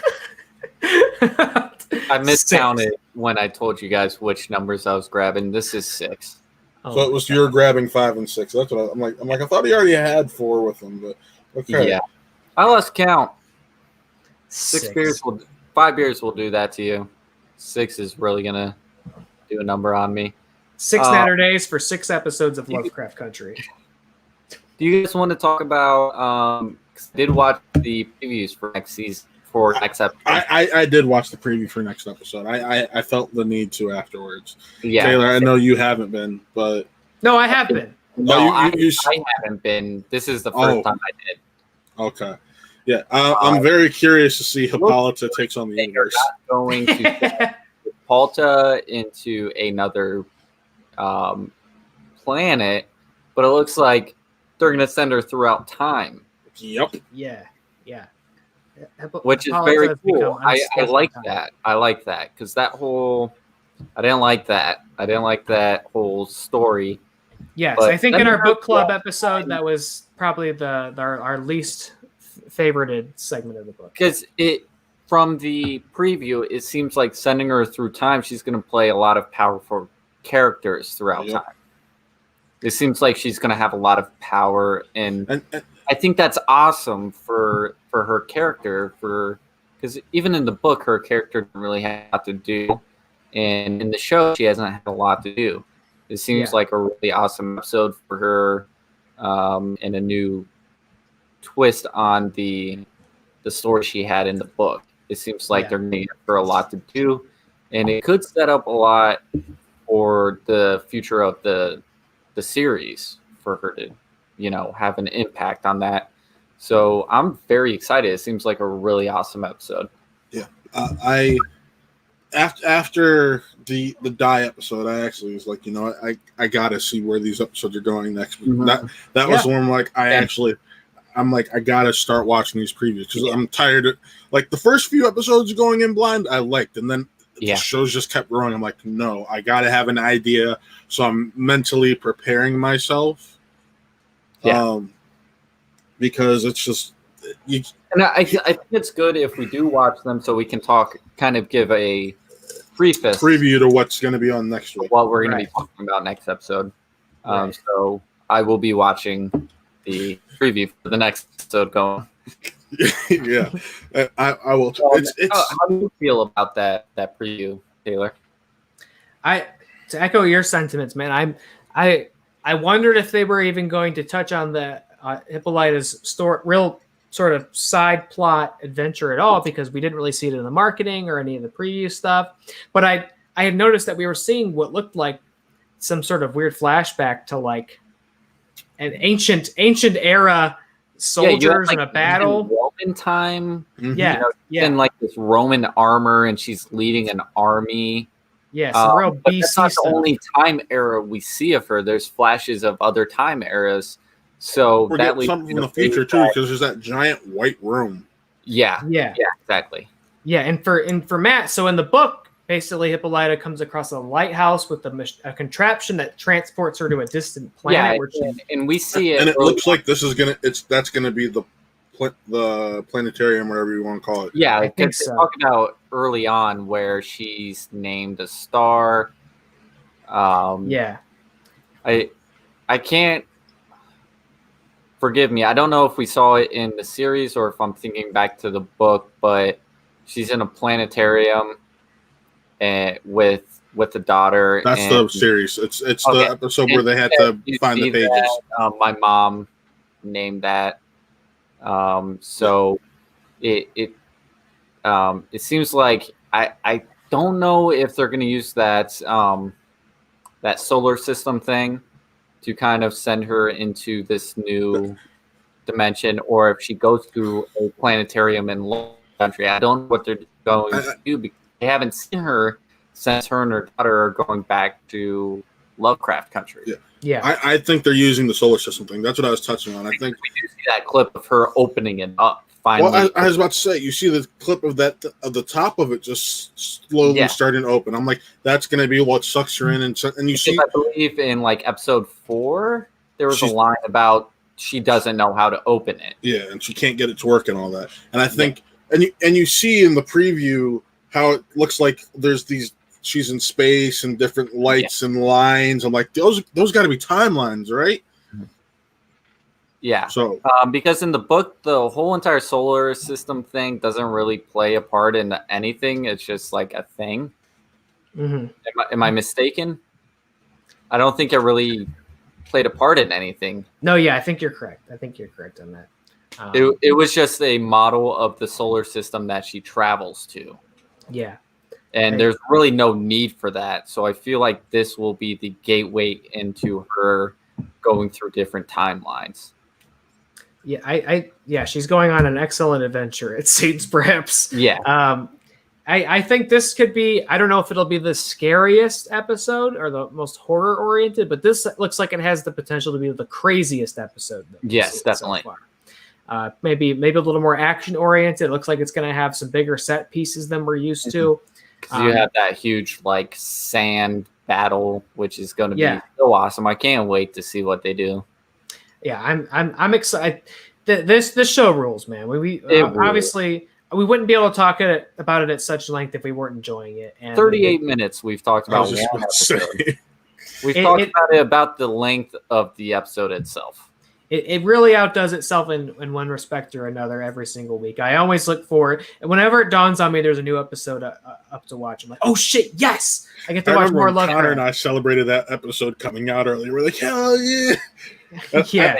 I've kind of decided I'm going to start getting into their Sundays on HBO are a hell of a day. Yes, they are. Like all my favorite shows on HBO come out on Sundays, and Watchmen did, Euphoria did, Game of Thrones did. This has Lovecraft, The Vow. If you guys aren't watching The Vow, like fucking watch The Vow. This show is insane. It's insane how this went on for like 15 years and nobody like did anything about it. Yeah. You've got John Oliver. If you don't watch John Oliver, what a delightful show. Sometimes it's very depressing. Yeah. But HBO Max, if you don't have HBO Max, if you don't have Shudder, just get that shit. Get that shit. And today, you have up until the next hour to get HBO Max. With Hulu for only $12. I was just about to say, you can, right now they're doing a sale. It's until I think 3 a.m. I can't remember if it's 12 midnight or Eastern time or 12 midnight Pacific time, where you can get it for $11.99 a month just for this code for the next 12 months. So you got a couple hours left to do that. For HBO Max? Yep, for HBO Max. Oh no, that's through Hulu. I saw it separate. I saw it separate from Hulu. Oh, okay. And then it hikes up to the I think 15 or 16 after 12 months. Yeah. Well, go get HBO Max because number one, you can keep up with these Lovecraft Country recaps because we're going to do it all the way to the end. But number two, you can do our watch along on October 10th for Cats and October 24th for Invisible Man. Man, so you can keep up with this the whole time. So here it is, $11.99 per month for 12 months. Cancel at any time.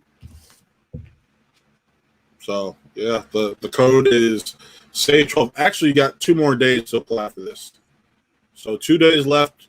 Code is SAVE for 12, and you get HBO Max for $11.99 compared to $14.99. So see, I'm still at that price point because I had HBO Now. I was grandfathered in, so I'm still at that price point. I think that's what we're at too. I don't know because I don't pay for it.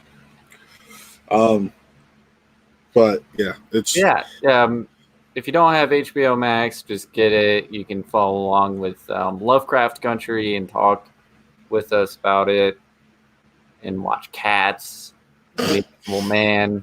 If you don't have Shudder, I mean, I think we've plugged Shudder over 1,000 times on this show. And 20 possibly more than Natty Light. Yeah. And G Fuel combined. Oh my god. We talk about Shudder all the time. I think there was a month where we only talked about Shudder movies. Yeah. So just do it. Just do it. Do it. And when you do, just give a tweet out to Shudder and tell them that we sent you. Because maybe we can give a promo code and help you guys out with saving 3 Shudder memberships, because that'd be great. If you get Shudder to keep up with this show, for real, I know we're still a humble little podcast, but if you want to tweet at them and say, "Yo, I participated in your service because I wanted to keep up with this show because they're always talking about it. I like the movies that they talk about. I want to watch along and experience these movies with them." For real, that again, we talk about stuff that'll help us. And by the way, follow us on Twitch, rate and review on iTunes, helps us out a lot. Also, if you don't watch the live shows and you're listening to us on Apple Podcasts, Spotify, iHeartRadio, and SoundCloud, just give us a like and a rating, especially on Apple Podcasts. Give us a 5-star rating. Give us a review. If you write a review, we will read it no matter how good or how bad that review is.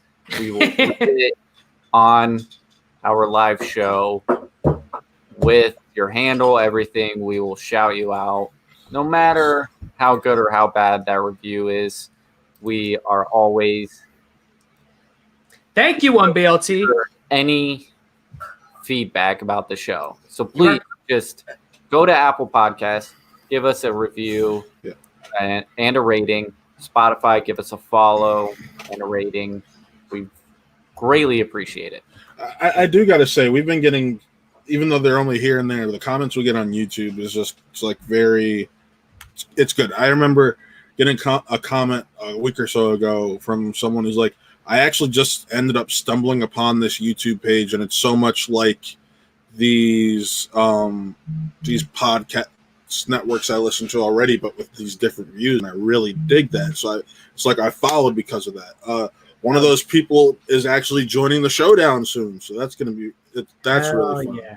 So it's hearing stuff like that. I gotta say, we offer a lot on the channel.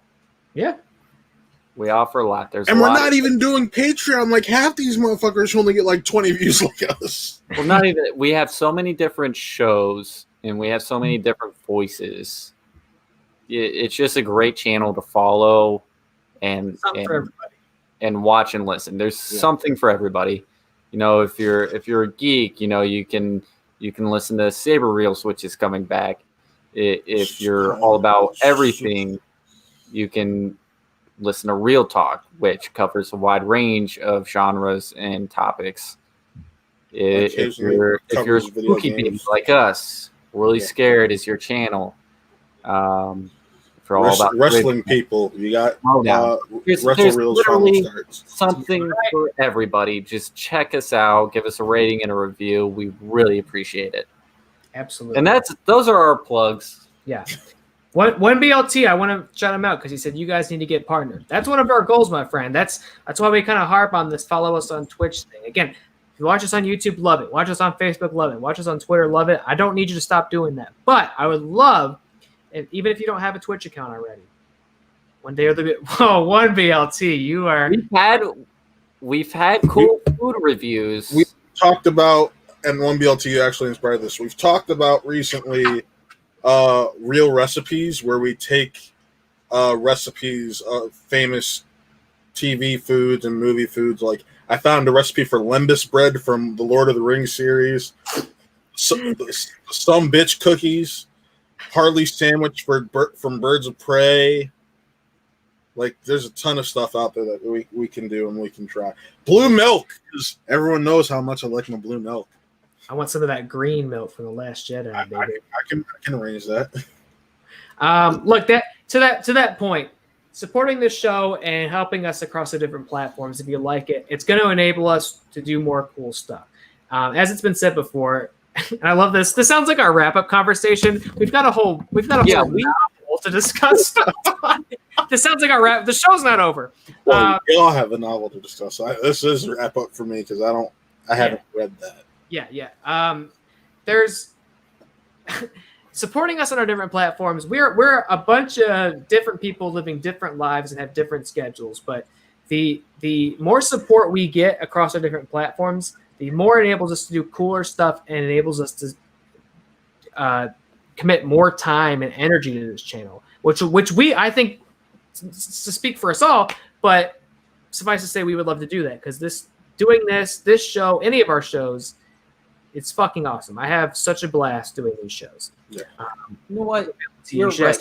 I'm not going to be one BLT. I'm not going to be afraid of rejection because I do know someone that has about 10,000 subscribers on Twitch, and he's been a friend of the show early on. I will hit him up, and I'll ask him, to be on the show. One BLT. Let me also say, if there's anybody that you would like to see on the show, if there's other Twitch streamers you would like to see on the show or us possibly collaborate with, feel free to shout them out in the chat. Send us a link or mention us to them if you like as well. We're always open to collaborating and developing this experience further. Absolutely. And here's the thing, he has a show called The Man Show. Where he brings someone on and they just drink until they basically black out, and they talk about all kinds of things. I can't believe. Please tell me you've been on this show. If you've been watching, you know that I will drink until my shirt comes off. Yes. So I have drank with this man before. I can't even keep up with him.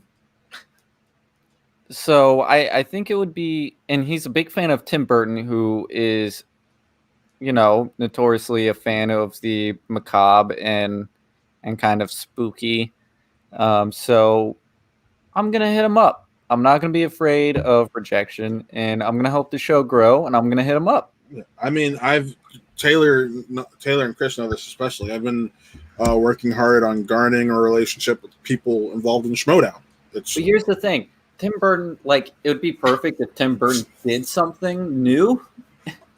Yeah, he's kind of been on he a hasn't backslide. done anything until Dumbo. Dumbo.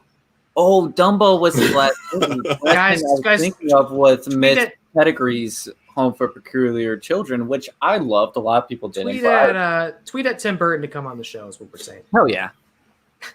Tweet at Winston Marshall, the swaggy blurred, because he's notoriously like Chris, to where he doesn't like horror stuff.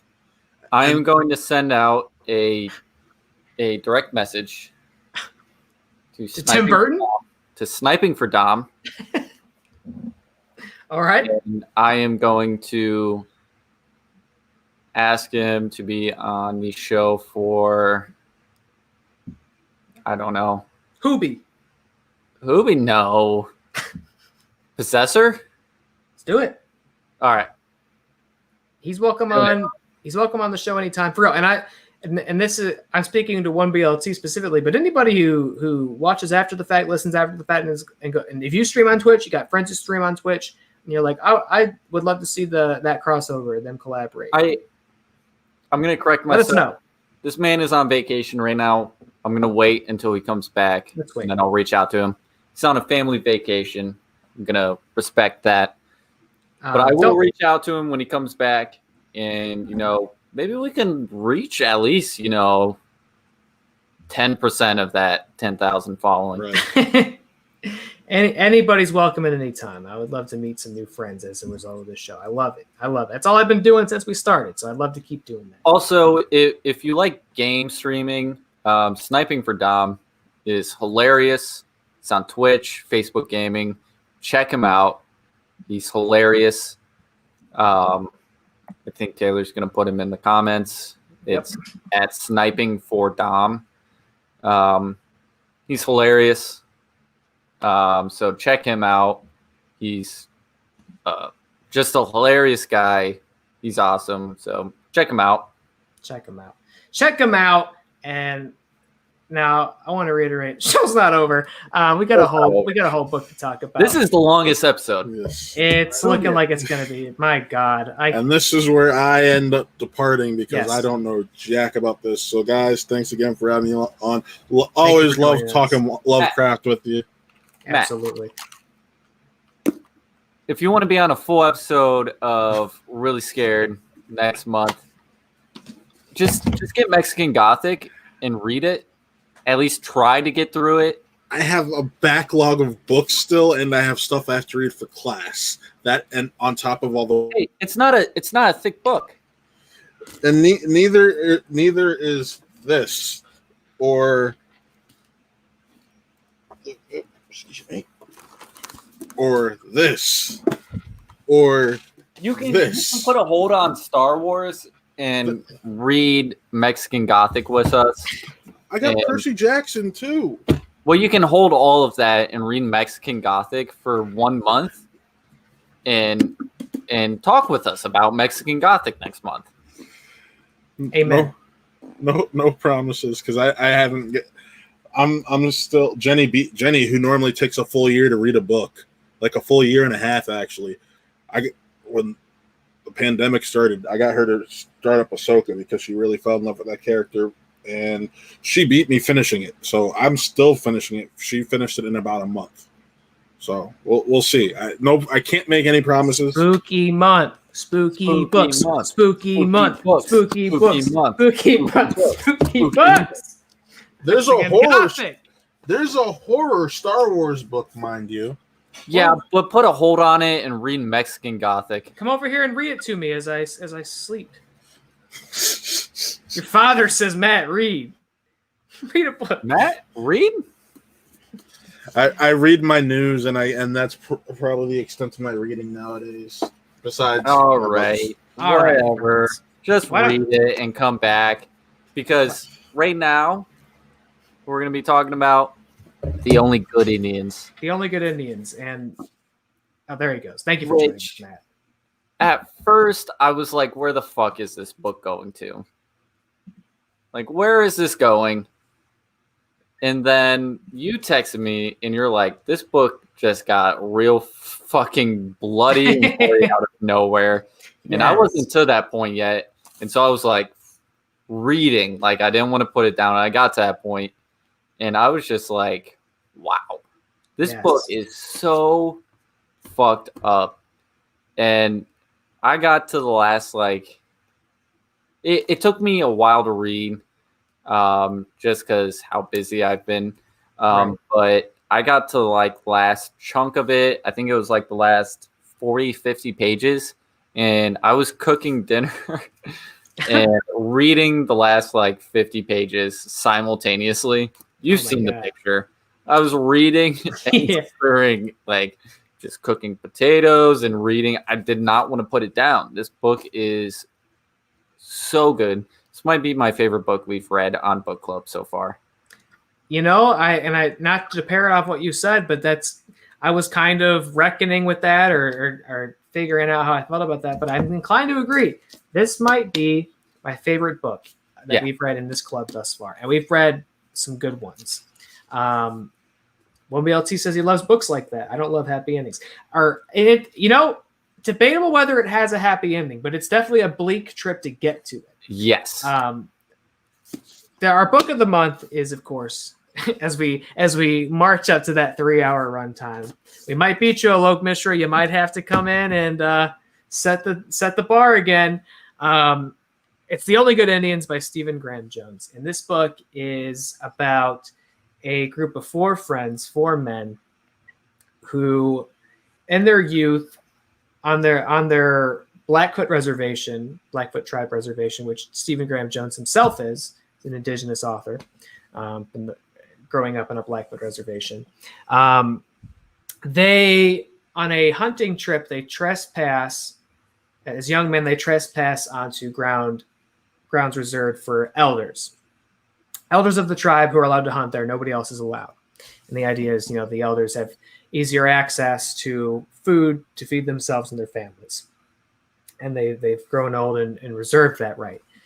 They trespass and murder, from the way it was written, seems like dozens of elk. They find they from this high ground advantage point, they see dozens of elk eating, and they open fire and kill tons of them. More than they have the resources to really use their bodies for food and resources. They really don't have too many to really respect what they've done.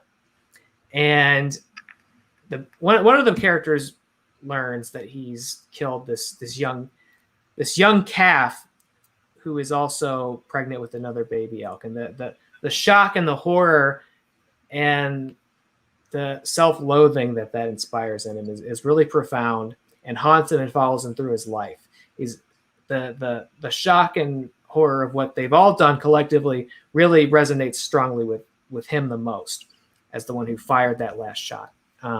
That's kind of the inciting incident for the whole story. We don't really get it till Which we don't even find out until well into the book, like 150 pages in.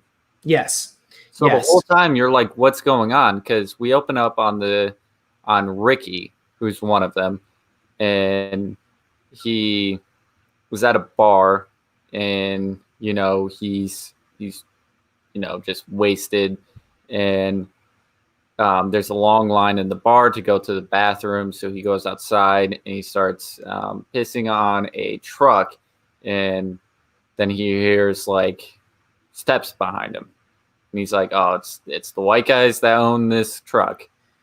And so he turns around and it's a giant elk, and it starts like ramming into all these cars, and then all these white people come out, and they think he's done it, and so he starts running, and he kind of falls through the snow, and he looks up and he sees a bunch of like a herd of elk. Yeah. And that's how watching the him. story opens. We find out he eventually dies. Yes, They the think people chasing him beat him to death, right? That's what they think. But as we go on, we kind of figure out like there's something more going on. He probably didn't die that way. Then we get into Lewis's story. Who I thought we spent a lot of time with him. I'm like, oh, Spent a lot of time, I'm like, oh, this is the main character. Okay. like about 150 pages with him. You get real comfortable with his story. Yeah, I'm thinking that's what the rest of the book is. he's made it out of the reservation. He's married a white woman. Then things start happening. He sees like images of a dying elk through like a blade fan. Yes, a very strange particular incident. He's fixing this light and sees like tracing it with tape. Yeah. Which I guess was based on a lot of what that happens in this book is based on like sort of dramatized things that actually happened in this author's life. I did not know that. Yeah, I was reading a couple interviews with him, and it was quite fascinating because there was things like that were so particularly strange, like him seeing the dead elk through the fan blades.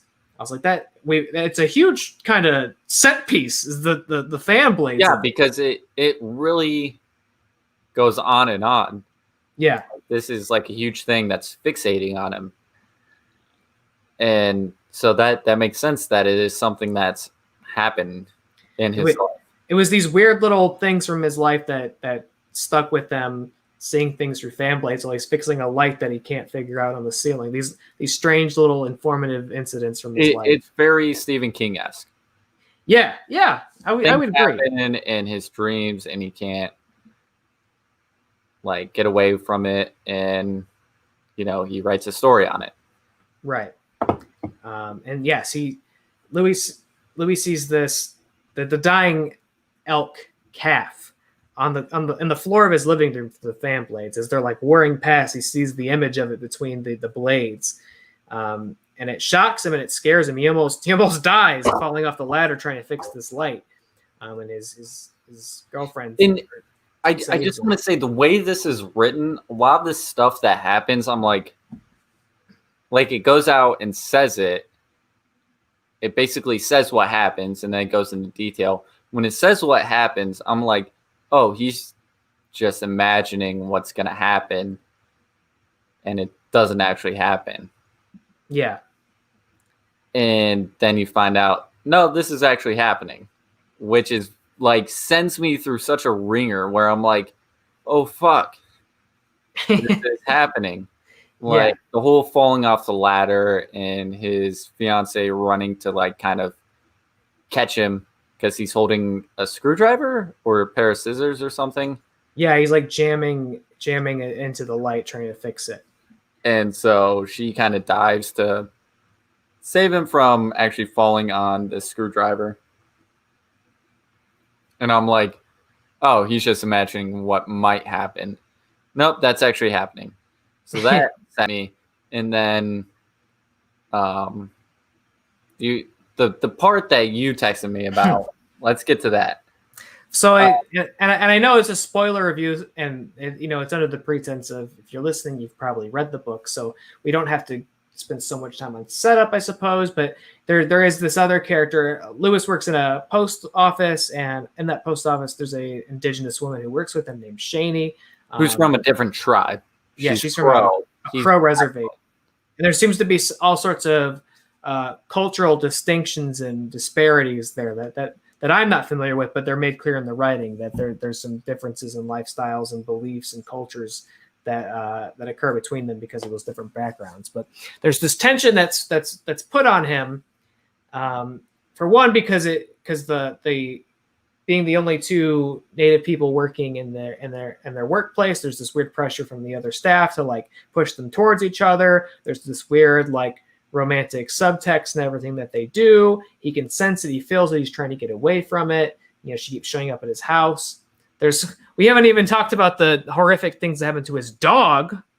which is real. Shit, that's Which is right. really where the real clue that what he's experiencing and witnessing is not just his own delusion or his own guilt. Something Yeah, that's right. not Before we get to what you texted me about, he's lending this person, Shayna?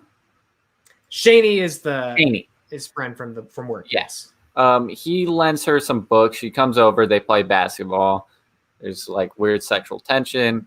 He gives her a stack of, these comic books that he really enjoys and gives them to her. And he starts receiving them back. There's notes in them like about this story about the elk that he told her about, which we find out, like you've discussed, this whole incident he slowly reveals to her, which he has not told the full story to his fiance.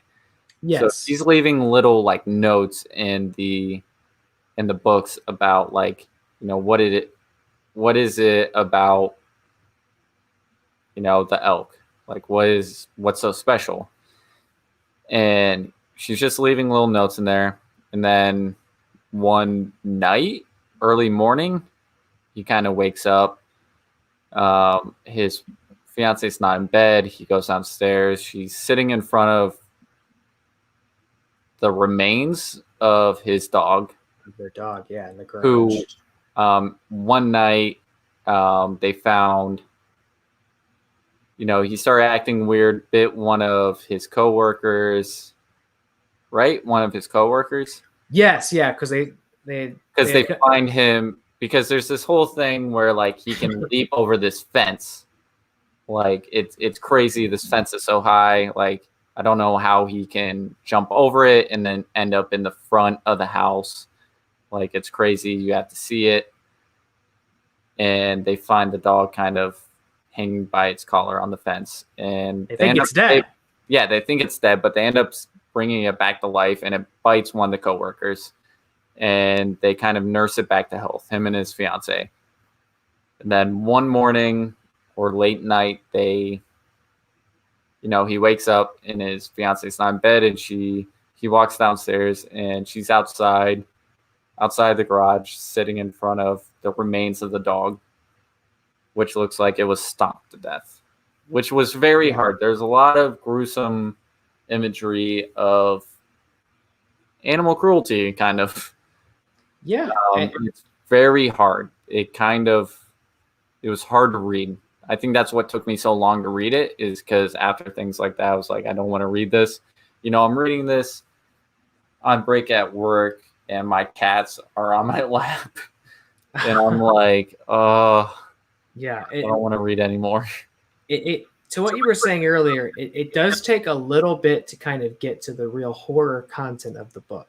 It really it opens with that scene with Ricky and him seeing the elk and getting killed as a result. And then after that, we kind of calm down. It's like a horror movie in that way. We kind of calm down for a while. First act, we meet our characters and the story's being told.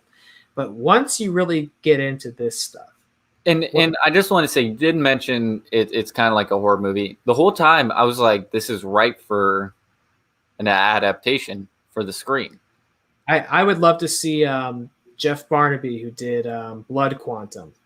Ooh, yeah, that is perfect. That's a good pull, because he did an indigenous zombie movie, like sticking in that wheelhouse and doing something like kind of mythical like this would be cool. That'd be really cool. I would love that. But the whole time I was reading it, I was like, this would be so good as like a mini series or a movie.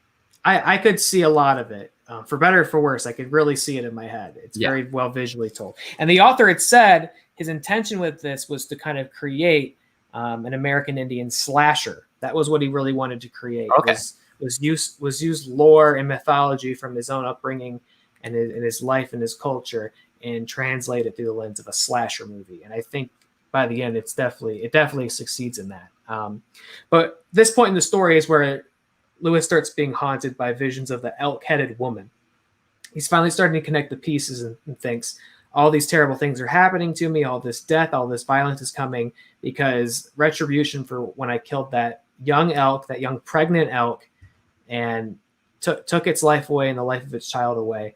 Everything's coming back to get retribution for that moment in my life. Mhm. They start seeing these visions of this woman with a Elk human head. body, but an elk head. An elk head woman. Yes, out there in the distance, or like a train passes, he sees her between the cars moving, and when the train's passed, it's gone. Like such vivid horror movie imagery, and I agree. One BLT. It was hard enough reading about it. I do not want to see it in a movie. Talk about one BLT. How about one BR? That cat breaks my heart every damn time. Yep. Breaks my heart. Animals dying, it's always tough. Which, to the point of this book, that's a huge thing. Yeah, it's kind of the point. It's kind of the point of the book, and yes. I am not disappointed by the ending. Yeah. Because I will say this is the book that made me feel the most. Yeah. I felt a lot. Even during that last chunk, I was like feeling a lot.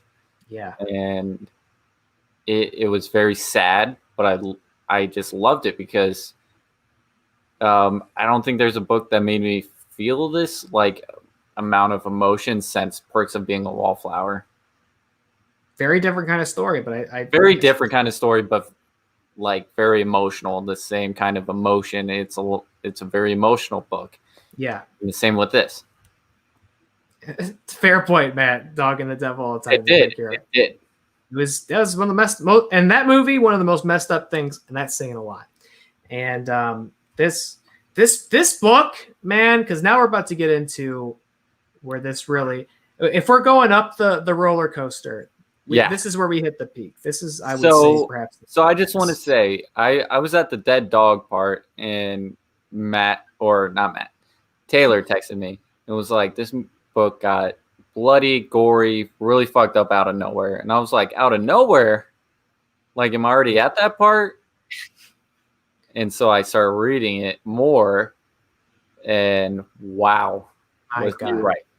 Because he's being haunted by visions of the elk-headed woman, and what it becomes is he believes a woman in my life is not who they say they are. Yeah, it is we finally get to the whole story. He shoots this this elk in the head, in the back, in the head again, and then there was a part where it fixated on Shaney's like bloodshot eye. It was kind of deformed, and then like she has the scar on her stomach, and it kind of reflects like him cutting out the baby calf because he's like trying to get the meat from the elk to take back to the elders, and there was a calf in this elk, and it's kind of in the same place that they described the scars of Shaney.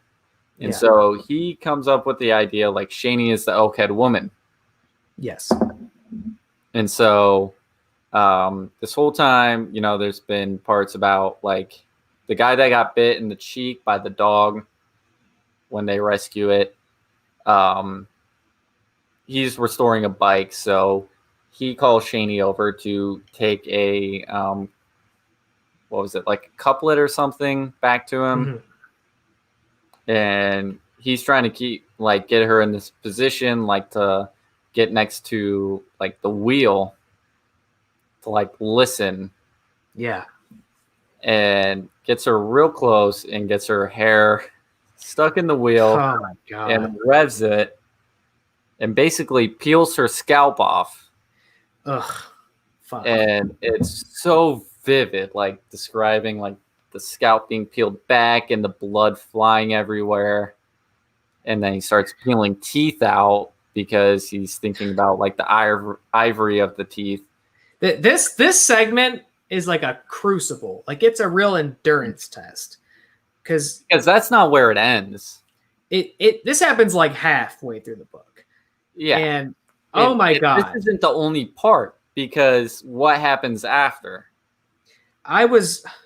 During this, I had to keep going. I kept going, and I kept getting through the segment thinking that we were going to find out none of it was real. Yeah. I thought I was pouring through it because I was like, I need to get to the part where he wakes up from this nightmare. And it kept getting worse, and it kept getting worse. and he wasn't Because waiting. his fiance comes home early from work. And he decides Shani wasn't the elk-headed woman. I murdered her. I took her teeth out. There was no ivory in her mouth, and he's getting ready to cut her open and see. Like he thinks. Yes, there's an after. He's like, I'm going to cut her open and make sure that she's not the elk-headed woman, but he's starting to believe she's not. And that's when, yes, his fiance comes home, and he's doing this whole thing where he's like, if I see her through the fan blades and she looks like the elk-headed woman, then I'll know. And she's kind of avoiding that area. Yeah, he goes up. He wants to see her through, but it's not working out. And eventually she ends up on the ladder, right? She ends up on the ladder to go check out the light, because the light starts to work. All this book, he's trying to get that damn light to work, and it's not. And the time that he doesn't need it to, it starts flicking on. And his fiance goes up. She falls off the ladder, but he's not quick like she is. She falls off. He can't save her. She hits her head on the way down. She's bludgeoned. And that's when he gets the idea of, oh, she's the elk-headed woman. I'm going to prove it. So now his bludgeoned fiance, he's digging in her mouth. He pulls her jaw open, essentially. Oh, my God. It's so graphic. Starts pulling teeth out, pulls all her teeth out, and is like, oh, it's not her. But then sees something kicking in her stomach. Yes. And then cuts her open and finds a baby elk. Yes, he finds the calf, and I figured it out. This is the elk-headed woman. This is somehow, some way, I impregnated her with the spirit of this elk that I murdered years ago, that I killed and couldn't respect properly, couldn't use properly, and so Matt's still listening. He doesn't like what he hears. So he goes back. It's fucked up, man. His idea is to go back to the reservation and basically take this elk back to the reservation and let it kind of thrive on the reservation, and that'll be his atonement for his sins, for illegally killing these elk and not honoring the body of the elk, because all of the circumstances of when they were kids and they killed the elk. And he's on his way, and some people, not cops, but people, because there's like a kind of alert out for him. They see him carrying this baby elk, and they shoot him from like an overpass. Yeah. They just, and there's also people are looking for him, because this is the man who just savagely, for reasons nobody can figure out, murdered his coworker and his fiance, and then went missing. Yeah. So people are looking for him, and these vigilantes on this overpass find him and shoot him. That's the end of his story. Yeah, he's not the protagonist anymore. And then what happened? So from here, you would probably think, okay, I get what's going on. Four friends, 2 of them are dead. We're going to the next 2. But what happens here? The perspective shift that happens, I thought, was so fascinating, so original, and so ingenious. And that we go to their story, we go see what those characters are doing, but it's all told now from the perspective of this elk calf who grows into a young human girl. It takes on the body of a human girl. But it keeps growing like at the rate that an animal would. They grow faster than us. And it's not written in such a first-person perspective where it's like, where we always get her perspective. I did this, and I said that, and I went here. But where she's sort of, we don't know her full perspective. We don't get her full inner monologue, but she's kind of the witness to the rest of the events of the book. And every now and again, you get these little narrative reminders that, oh yeah, we're actually experiencing this from the perspective of the spirit who's here to get revenge. And yeah, one BLT, I can't imagine what the publisher and editor's reaction was. Let me say, we're giving it this sort of plot synopsis, gruesome summary thing, but keep in mind, we're all saying this from the place of, we fucking loved this book. Yeah, this book was fantastic. Yeah. And from the rest of the, so there's this thing where I've talked about it, I think, not to go on too much of a tangent, because yes, we are marching towards that 3.5 hour runtime, my lord. But there's this thing in Ari Aster movies, we've always talked about Ari Aster on this show, where he's so good at opening his films with these horrifying scenes that put a pit in your stomach and just leave you reeling the rest of the movie, wondering, oh my God, what else is this movie going to do? From the middle of this book to the end of this book, I was in constant like defense mode, because the middle of this book messed me up so bad. I was terrified to learn what was going to happen to the rest of the characters, because I knew it couldn't be anything good. And seeing that from the perspective of the spirit that wanted revenge on them made it all the more suspenseful, because you're getting it from you're not getting it from their aspect. You're not getting their story in a firsthand narrative. Matt never needs to see another Ari Aster film after seeing Midsommar. Getting it from the spirit's perspective was so different and such a cool angle. I really appreciate. I've made it so much creepier and so much more suspenseful. Mm-hmm. And in the latter end of the book, it was Gabe's daughter, Denora. We kind of shift to her perspective and Gabe's perspective. And Gabe is one of the last two alive. Ricky and Lewis are now dead. So you have Gabe and Cass.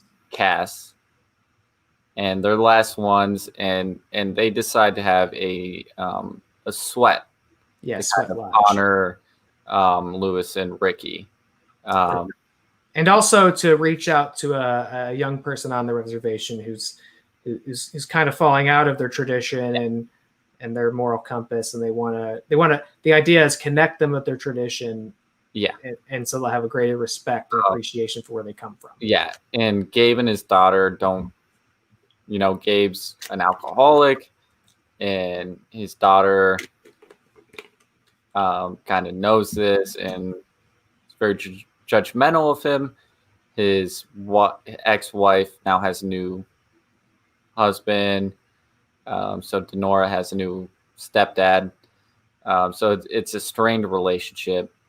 So we dive in on that, and then he goes to the sweat. That's where a lot of crazy shit happens. Oh my God! Again, if you thought, we get into another, and obviously there's a lot more complications and nuance to these pages, but again, we get to this just real nail biting sequence, and this is when it really takes on that slasher aspect. Is the sweat lodge, which you think is going to be one scene, but it ends up being the rest of the book because of how much happens during the sweat lodge and after the sweat lodge, and it's almost too much to even. More dogs die. I'll tell you that. More dogs die. Several dogs die. Yeah, Gabe, Cass, and I think it's Nathan and Nathan. His dad Victor, who is the sheriff. Yes. So Gabe, Cass, and Nathan are in the sweat lodge, and Victor wants Nathan to connect to the culture of the reservation. So they're doing the sweat, and Victor is in charge of bringing in, the rocks to keep the sweat going. Yeah. And after a while, Victor stops bringing in rocks, and the point of the sweat is to kind of reach in a euphoria and have visions. So they don't really think of anything of it, and they keep talking about like different things that are going on in their lives. And at some point, Gabe has to go out to pee, right? Yes. So he goes out to pee, and Victor's not out there. The dogs aren't out there. He finds one of the dead dogs, and then finds another. Mm-hmm. One of the dogs is barely clinging on to life, and he kind of puts out of its misery, and he's like, don't want to take Cass out of this, so he kind of just goes back in and doesn't bring it up. Back in, and he thinks the dogs were killed by the horses they had. He thinks the horses got out and trampled the dogs. So he he's like, that's a rational explanation. We'll deal with it together after the sweat, but I don't want to interrupt this moment we're having. Yeah.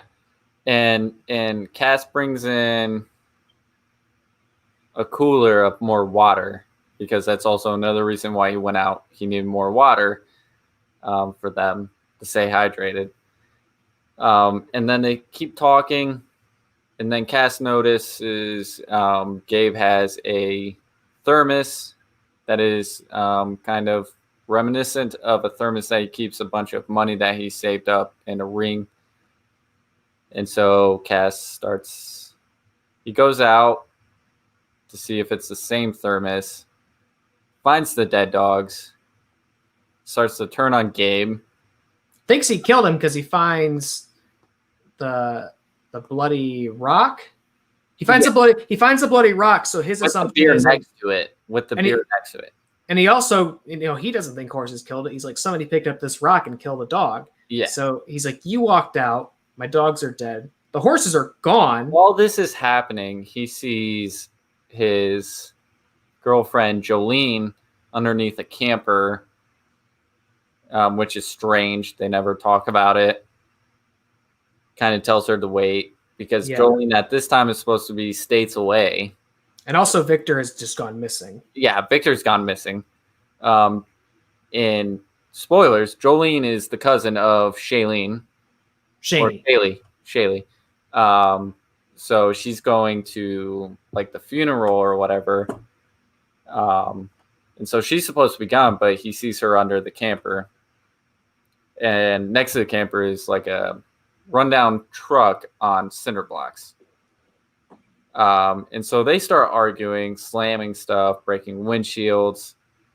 And so Gabe goes to the truck on cinder blocks and is like, you want to wreck my shit? You want to smash in my windshield? I'm going to break this thing that you're trying to, reestablish or kind of rebuild, because it's the same truck that they shot the elk in. Yeah. And so he's rocking it back and forth. It falls off the cinder blocks. It falls down. Cass is telling him to wait. And they open up the hood. What do we see in the hood? That's where we see his dead girlfriend. Jolene's face just basically smashed in from the truck. Her eyes are gouging out. And what's happening here, all this shit's going wrong and it's inexplicable. What's happening is the elk spirit, the elk-headed woman, is turning them all against each other. Of like the elk-head woman kind of being in the background, watching all of this. Like they don't see you, like it's good, and they describe her smiling, like basically orchestrating this. Yeah. And this whole time, Denora's supposed to be at a basketball game or getting ready for a basketball game, and her jersey color is white. And it's explained that Nathan has like a reversible jersey that's black, but on the inside it's white. And so Cass is about to shoot Gabe. And you think that Cass shoots him, but in the background there's someone with long black hair wearing a white jersey and has been shot. Gabe thinks it's Denora, who is coming to collect on $40 that Gabe has promised her. Yeah. So Gabe, long story short, kind of smashes in Cass's face with a rock. Or no, the thermos. Which just a couple chapters ago, these guys were best friends embarking on this journey together. And now we believe that Cass has killed Gabe's daughter, and so Gabe has caved in Cass's face. And this paired with what happens in the middle of the book, I want to say the true horror and surreal quality of witnessing somebody do something so nightmarish to somebody that they care about and respect and love. That's what really gets you sick to your stomach. Is just being subjected to the terror of taking somebody you love and hurting them with purpose. and thinking the world's going to make more sense as a result of it, and Yeah. you get to the end and things are even worse. Because Trying to reckon with what you that keeps happening, and it just hurts, man. It hurts to you realize read it's for nothing, especially in Gabe and Cass's case, when it. Yeah, Gabe goes over to the body of who he believes is Denora. It's not Denora. It is Nathan. yeah. Who's still kicking. Yeah, still kicking. He's barely alive. And then I believe we cut to Denora, right? So, and we haven't really said much about Denora, but first of all, a lot of basketball in this. You wouldn't know it from anything we said. That last song, there is a lot of basketball. A lot of basketball in this book. Denora and her older sister as well. They're very gifted at basketball. Oh, where did I go? Sorry about that. There I am. Denora's in junior high. Her sister, I believe, has gone off to college by now. But Denora is very good at basketball, very passionate about it. And her father kind of looks at it through the lens of, oh, now it's just me. All right. He looks through it. He looks at her ability as a basketball player through the lens of, this is what's going to get you off the reservation. This is what's going to get you to find your own life. And I've been reading a couple interviews with the author, Stephen Graham Jones. And so the title, The Only Good Indians, comes from a notorious quote that I believe is attributed to Teddy Roosevelt, of all people. That is, the only good Indian is a dead Indian, which, kind of really encapsulates and summarizes the colonizer mentality and psychology and way of life that this country originates from. But beyond just repurposing that phrase, it is also, he was also exploring what does it mean to be a good Indian in contemporary America. Does it mean you stay on the reservation and you stay in touch with your traditions? Does it mean you stay amongst your people? Does it mean you leave the reservation? Does it mean you find your own way of life? Does it mean you break from tradition?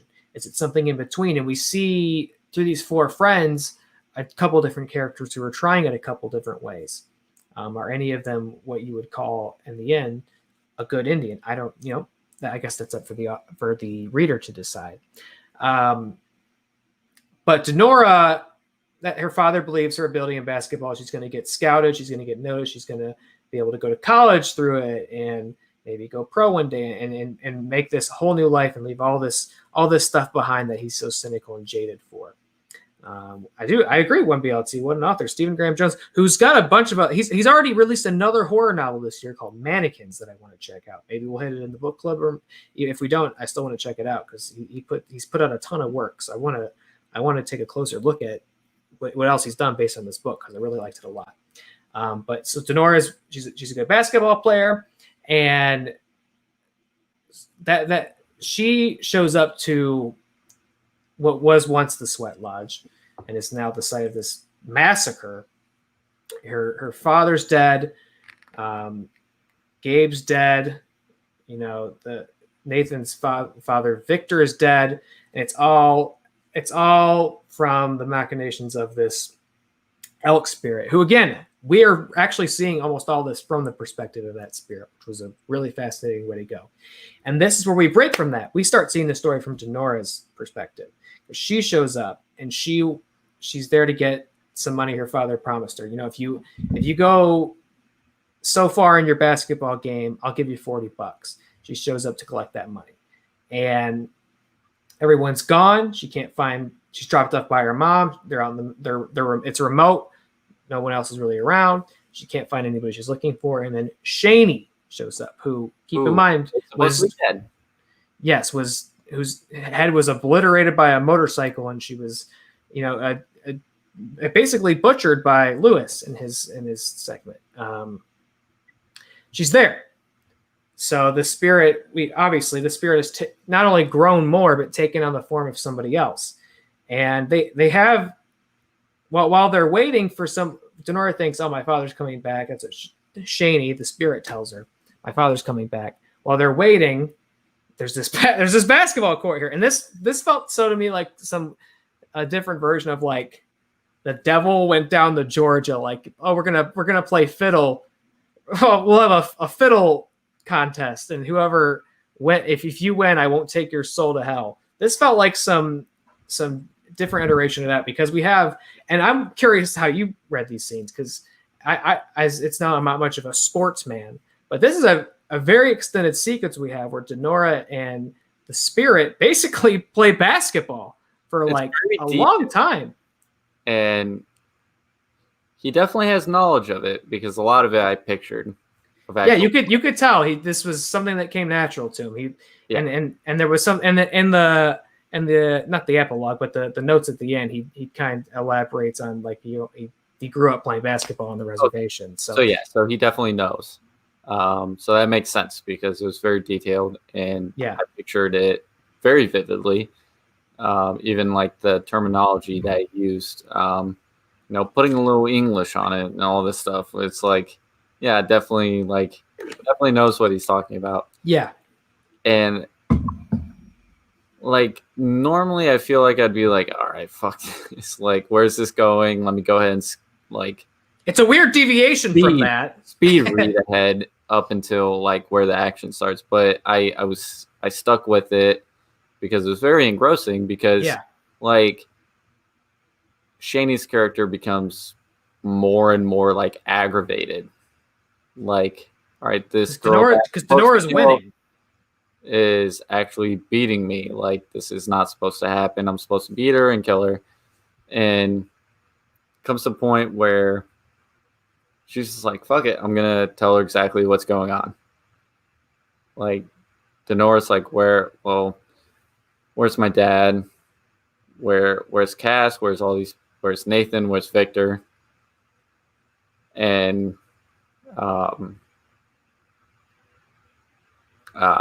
Shaney kind of starts telling her what's going on. And Denora's never really heard the truth about what happened with your father. And Shaney's kind of telling her what's happening, and Denora's thinking a different way about her father. And there's like a crack in the rotting wood from the basketball pole is coming down, and we find out Victor is still alive. He's coming out of the outhouse. He's practically been disemboweled, but he's back and he's armed. And he's shooting Shaney, but Shaney's still kind of trudging along and coming after him.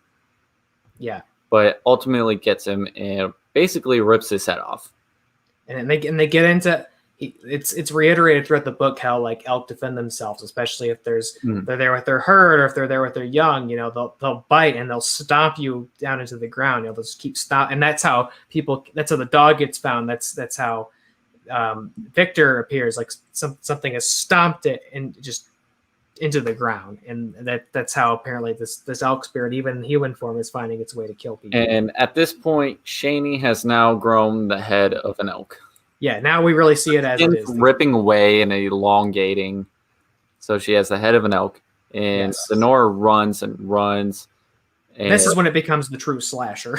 Yeah, and runs and like kind of tries to evade, sees her coming up over the like hills of snow, trudges through like a little tunnel that's made by like these box cars that represent like a train, going to this thing about, elk are afraid of trains. And so she's able to escape kind of and get more of a lead. Yeah. Because of this representation of a train. But the elk-head woman kind of smarts it and gets around it.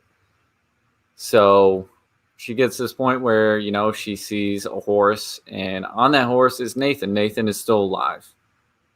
Barely sticking together. Yes, it is. Yes, what BLC said. The character development is insane. It really is. It's very detailed and insane. Yeah, we're giving you the cliff notes here. Yeah. And this is not a long book. It's about 305 pages. Without the acknowledgments and the epilogue.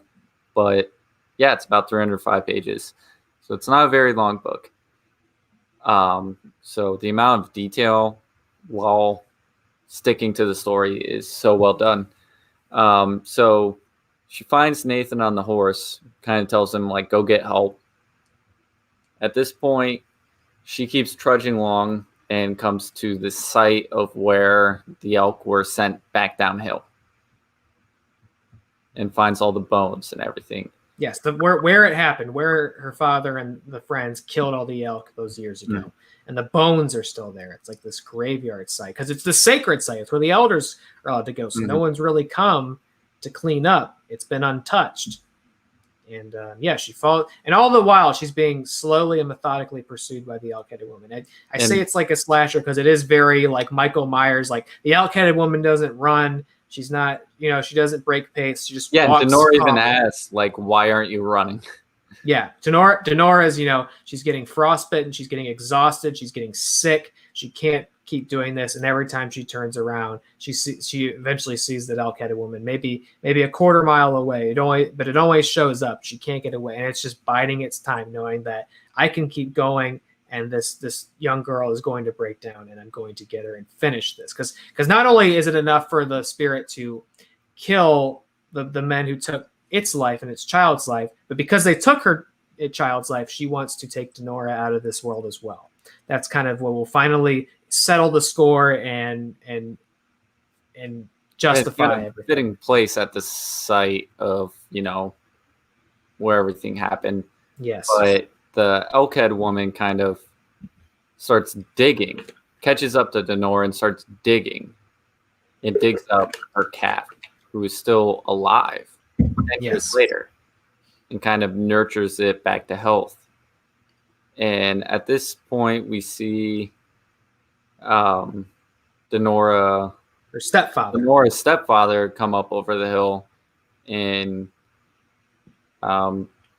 we know that Nathan has found help, but she kind of comes to terms with kind of how the elk-head woman is feeling. She realizes this is if she's shot and killed here, then basically the cycle of violence is perpetuated. Never-ending cycle. Yeah, it's never going to end. There has to be some mercy somewhere along the road if things are ever going to change. She puts herself in the sight line of the sniper, which is her stepfather, and protects the elk-head woman and her elk. Yeah. And so they're spared. Her stepfather doesn't fire, doesn't kill them. They're spared, and the elk woman turns into just an elk that sheds the human form, just becomes an elk, stands up with her calf, and walks off to go find the herd and go back to the life that they were ripped from years prior. And Denora also allowed to go her own way and allowed to go back to her family and live her own life and go back and pursue her passions and her hobbies and find her own life and her own definition of what it perhaps means to be a good Indian in this context.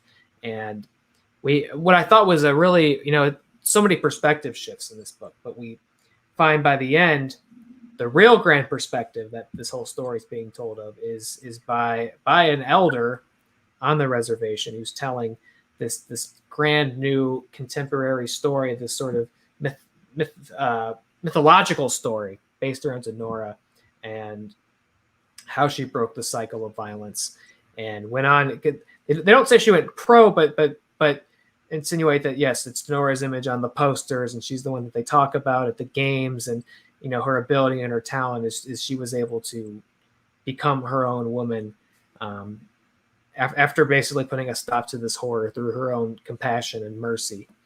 And I thought that was such a satisfying way to end it on the words of an elder telling this as a new legend, a new story on their land, something to aspire to and be inspired by. I thought that was because the perspectives it's so important to the story. And I thought, like, wow, what a fantastic, beautiful way to end that. It was really satisfying to get to that last page and end it, even after so much horror.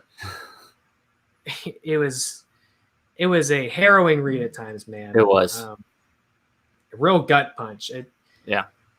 I think you were mentioning earlier. I think this affected me the most, and not to pit the books against each other that we've read so far, because There's things I've loved about all of them, but Mm. this one I think I got through it the fastest. I never had finished our book club book this early before ahead of the episode, and it's definitely been in my head and my thoughts since I finished it. And man, what a book! And then 1BLT, but you've been chiming in the chat, man.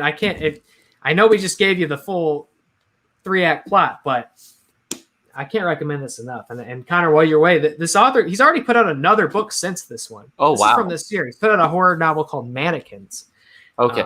So I'm very inclined to check that. Maybe we check it out in November. Maybe it'll be a book club pick. We'll see. One way or another, I definitely want to check it out because this is my first time reading any of his stuff. And he's put out a number of horror novels and novellas and stories. He's great. He's great. Yeah, and it is written in a because a friend of mine had read or tried to read this and he couldn't get into it. He'd said because of the way it is written as if someone is telling you a story. The tone it has. Yeah, it's a little different than a traditional novel. When BLT is going to read it, hell yeah. I would love to hear your take on it once you get through it. Even if you don't read this one and you check out Mannequins, or if you check out if you're compelled by horror literature, Mexican Gothic is our book of the month for October for Reeloween. You like what we're talking about? Maybe we got enough taste that you'll check out a different book as well. But I really love this book, man, and I'm really fascinated by this author. You know, we've talked about the idea of representation and exploring different ideologies and cultures and perspectives through the lens of horror before. Really, really fascinating and cool to get to do it. Yeah, and I'm glad we're continuing this kind of exploration into representation with Mexican Gothic because I think it's important, and I'm glad we're doing that. So I'm really excited. I'm excited to do that. Yeah, I love this book. I thought it was so inspired. I thought the horror moments were truly horrifying and engrossing and compelling. And then the quieter moments exploring the struggles of modern life on a reservation were fascinating. And getting it firsthand from an author who's lived it and seeing perhaps a little bit of how he sees the world through this novel. I really enjoyed this one, man. Yeah, all right, what you got going on over there? Yeah, I don't know. I'm clumsy. I agree. I can't recommend the only Good Indians enough. Yeah, it is a brilliant book. Yeah, check it out. I know we spoiled a lot of it, but that doesn't even scratch the surface, in my opinion. Yeah, now you really got to get it firsthand from the book to really appreciate it. And next week, we are checking out Antebellum. Oh man, I didn't get an Antebellum graphic. Shit on me. But yes, it definitely feels time to wind down as we march towards the 4. I didn't know we were going to be doing this tonight. Yeah. My Lord, the 4-hour mark. Next week we begin Reeloween. Reeloween. We are starting out with Antebellum. I'll throw up the Reeloween graphic one more time. And then, by the way, much love and respect to anybody who's followed us on this journey or listened to this journey after the fact, especially you on BLT. My God, you're a real one, as real as anybody's been. Reeloween begins starting next week with the Antebellum, almost 4 hours long. That's right, my friend. With the Antebellum episode, and we'll be bringing Alok Mishra back that night as well. So if there was ever a time, 31 best new horror movies of the year. So come check that out. We'll also be talking about episode 7 of Lovecraft Country. Yes. And we will be starting our Reeloween book of the month, Mexican Gothic. I can't wait to start this. I will start out my first break at work tomorrow. Yes. We'll be diving in. If it's dead, maybe I'll start while we're slow. So come back next week. Oh, there it is, Antebellum. And talk about Antebellum in episode 7 of Lovecraft Country with us. And come say hi to Alok, possibly our biggest fan. Alok. Next to 1BLT. Alok, we've broken his record. He and Naomi Grossman set the tone. We may have beat it. We definitely beat it tonight. Yeah, we'll see. Half hour. We'll see if he has the nerve to break it again. Oh. But tomorrow night, it's Wrestle Reel premiering on our YouTube channel. Not live, it is pre-recorded, so you have to check that on the YouTube channel. Who Are They Real Entertainment? We got it scrolling along the bottom there as well. Wrestle Reel, it'll be on the audio platforms too. Can't wait to have a wrestling show on this channel, guys. Halloween starts next week. Real begins. And let's just say Friday. I know this show is a every Thursday kind of show. Not this month. Not this month. We have a Friday episode as well. October 2nd, Veronica. So excited about this. Please, guys, check out Veronica. Not yet. Watch along. Don't check it out yet. October 2nd. Watch it for the first time with us. Yes. On this channel, live at 8:30 p.m. Friday, October 2nd. That's 2 episodes in 1 week of Really Scared. October 1st is Really Scared. October 2nd, Really Scared. Watch along. Sunday, right? Is that Sunday? When is Dog Check? When those dogs. Dog Check. After every Browns game. When's the next one? When's the next Browns game? Sunday. Sunday. Do it. Dog Check. Check it out for all your Cleveland Browns coverage, for better or for worse. The Browns. I'm very tired. It's supremely past my bedtime. The Sunday Real Talk. Sunday.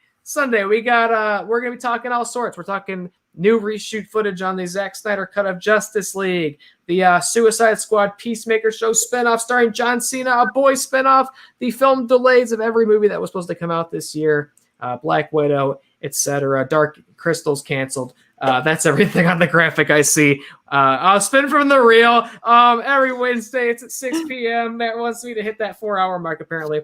Every Wednesday at 6 p.m. Matt and Chris will talk about the movie Trivia Schmodown. I usually creep out in the chat and talk to them. You can check that out. Check out the Schmodown.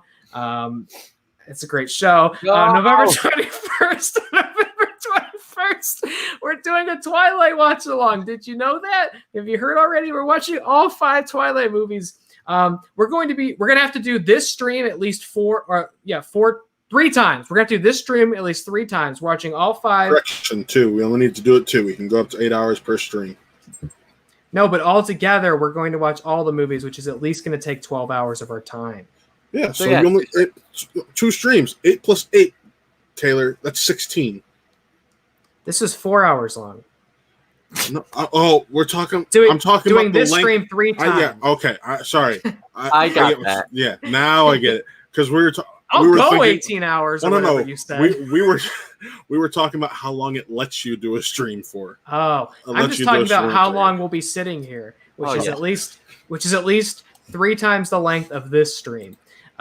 So if you liked this, you can get a lot more of this November 21st when we watch all 5 Twilight movies and raise money for charity. And 1BLT, I will pray every night that you join us for all 12 hours somehow, because my God, you are one hell of a specimen. I love when you come on 1BLT. I was eating the cookies today because of you, and you never made a comment about it. Come on. And because of Taylor also, because they are his favorite cookies, basically. No bathroom breaks. That's the plan. We'll see if that works. Fuck that. That is not the plan. I never agreed to that. I'll be pissing in this pumpkin if you pull that off.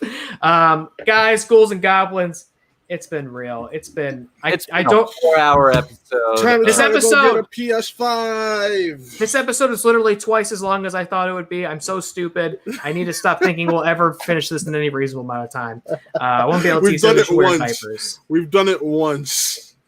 1BLT says we wear a diaper. We'll see. We got till November 21st to think about it. We got a lot of stretch goals we're putting out because we will be raising money for charity. Next episode of Really Scared, let's see if we can reach 4.5 hours. That's not necessary. Good night, guys. See you next week for Real Halloween.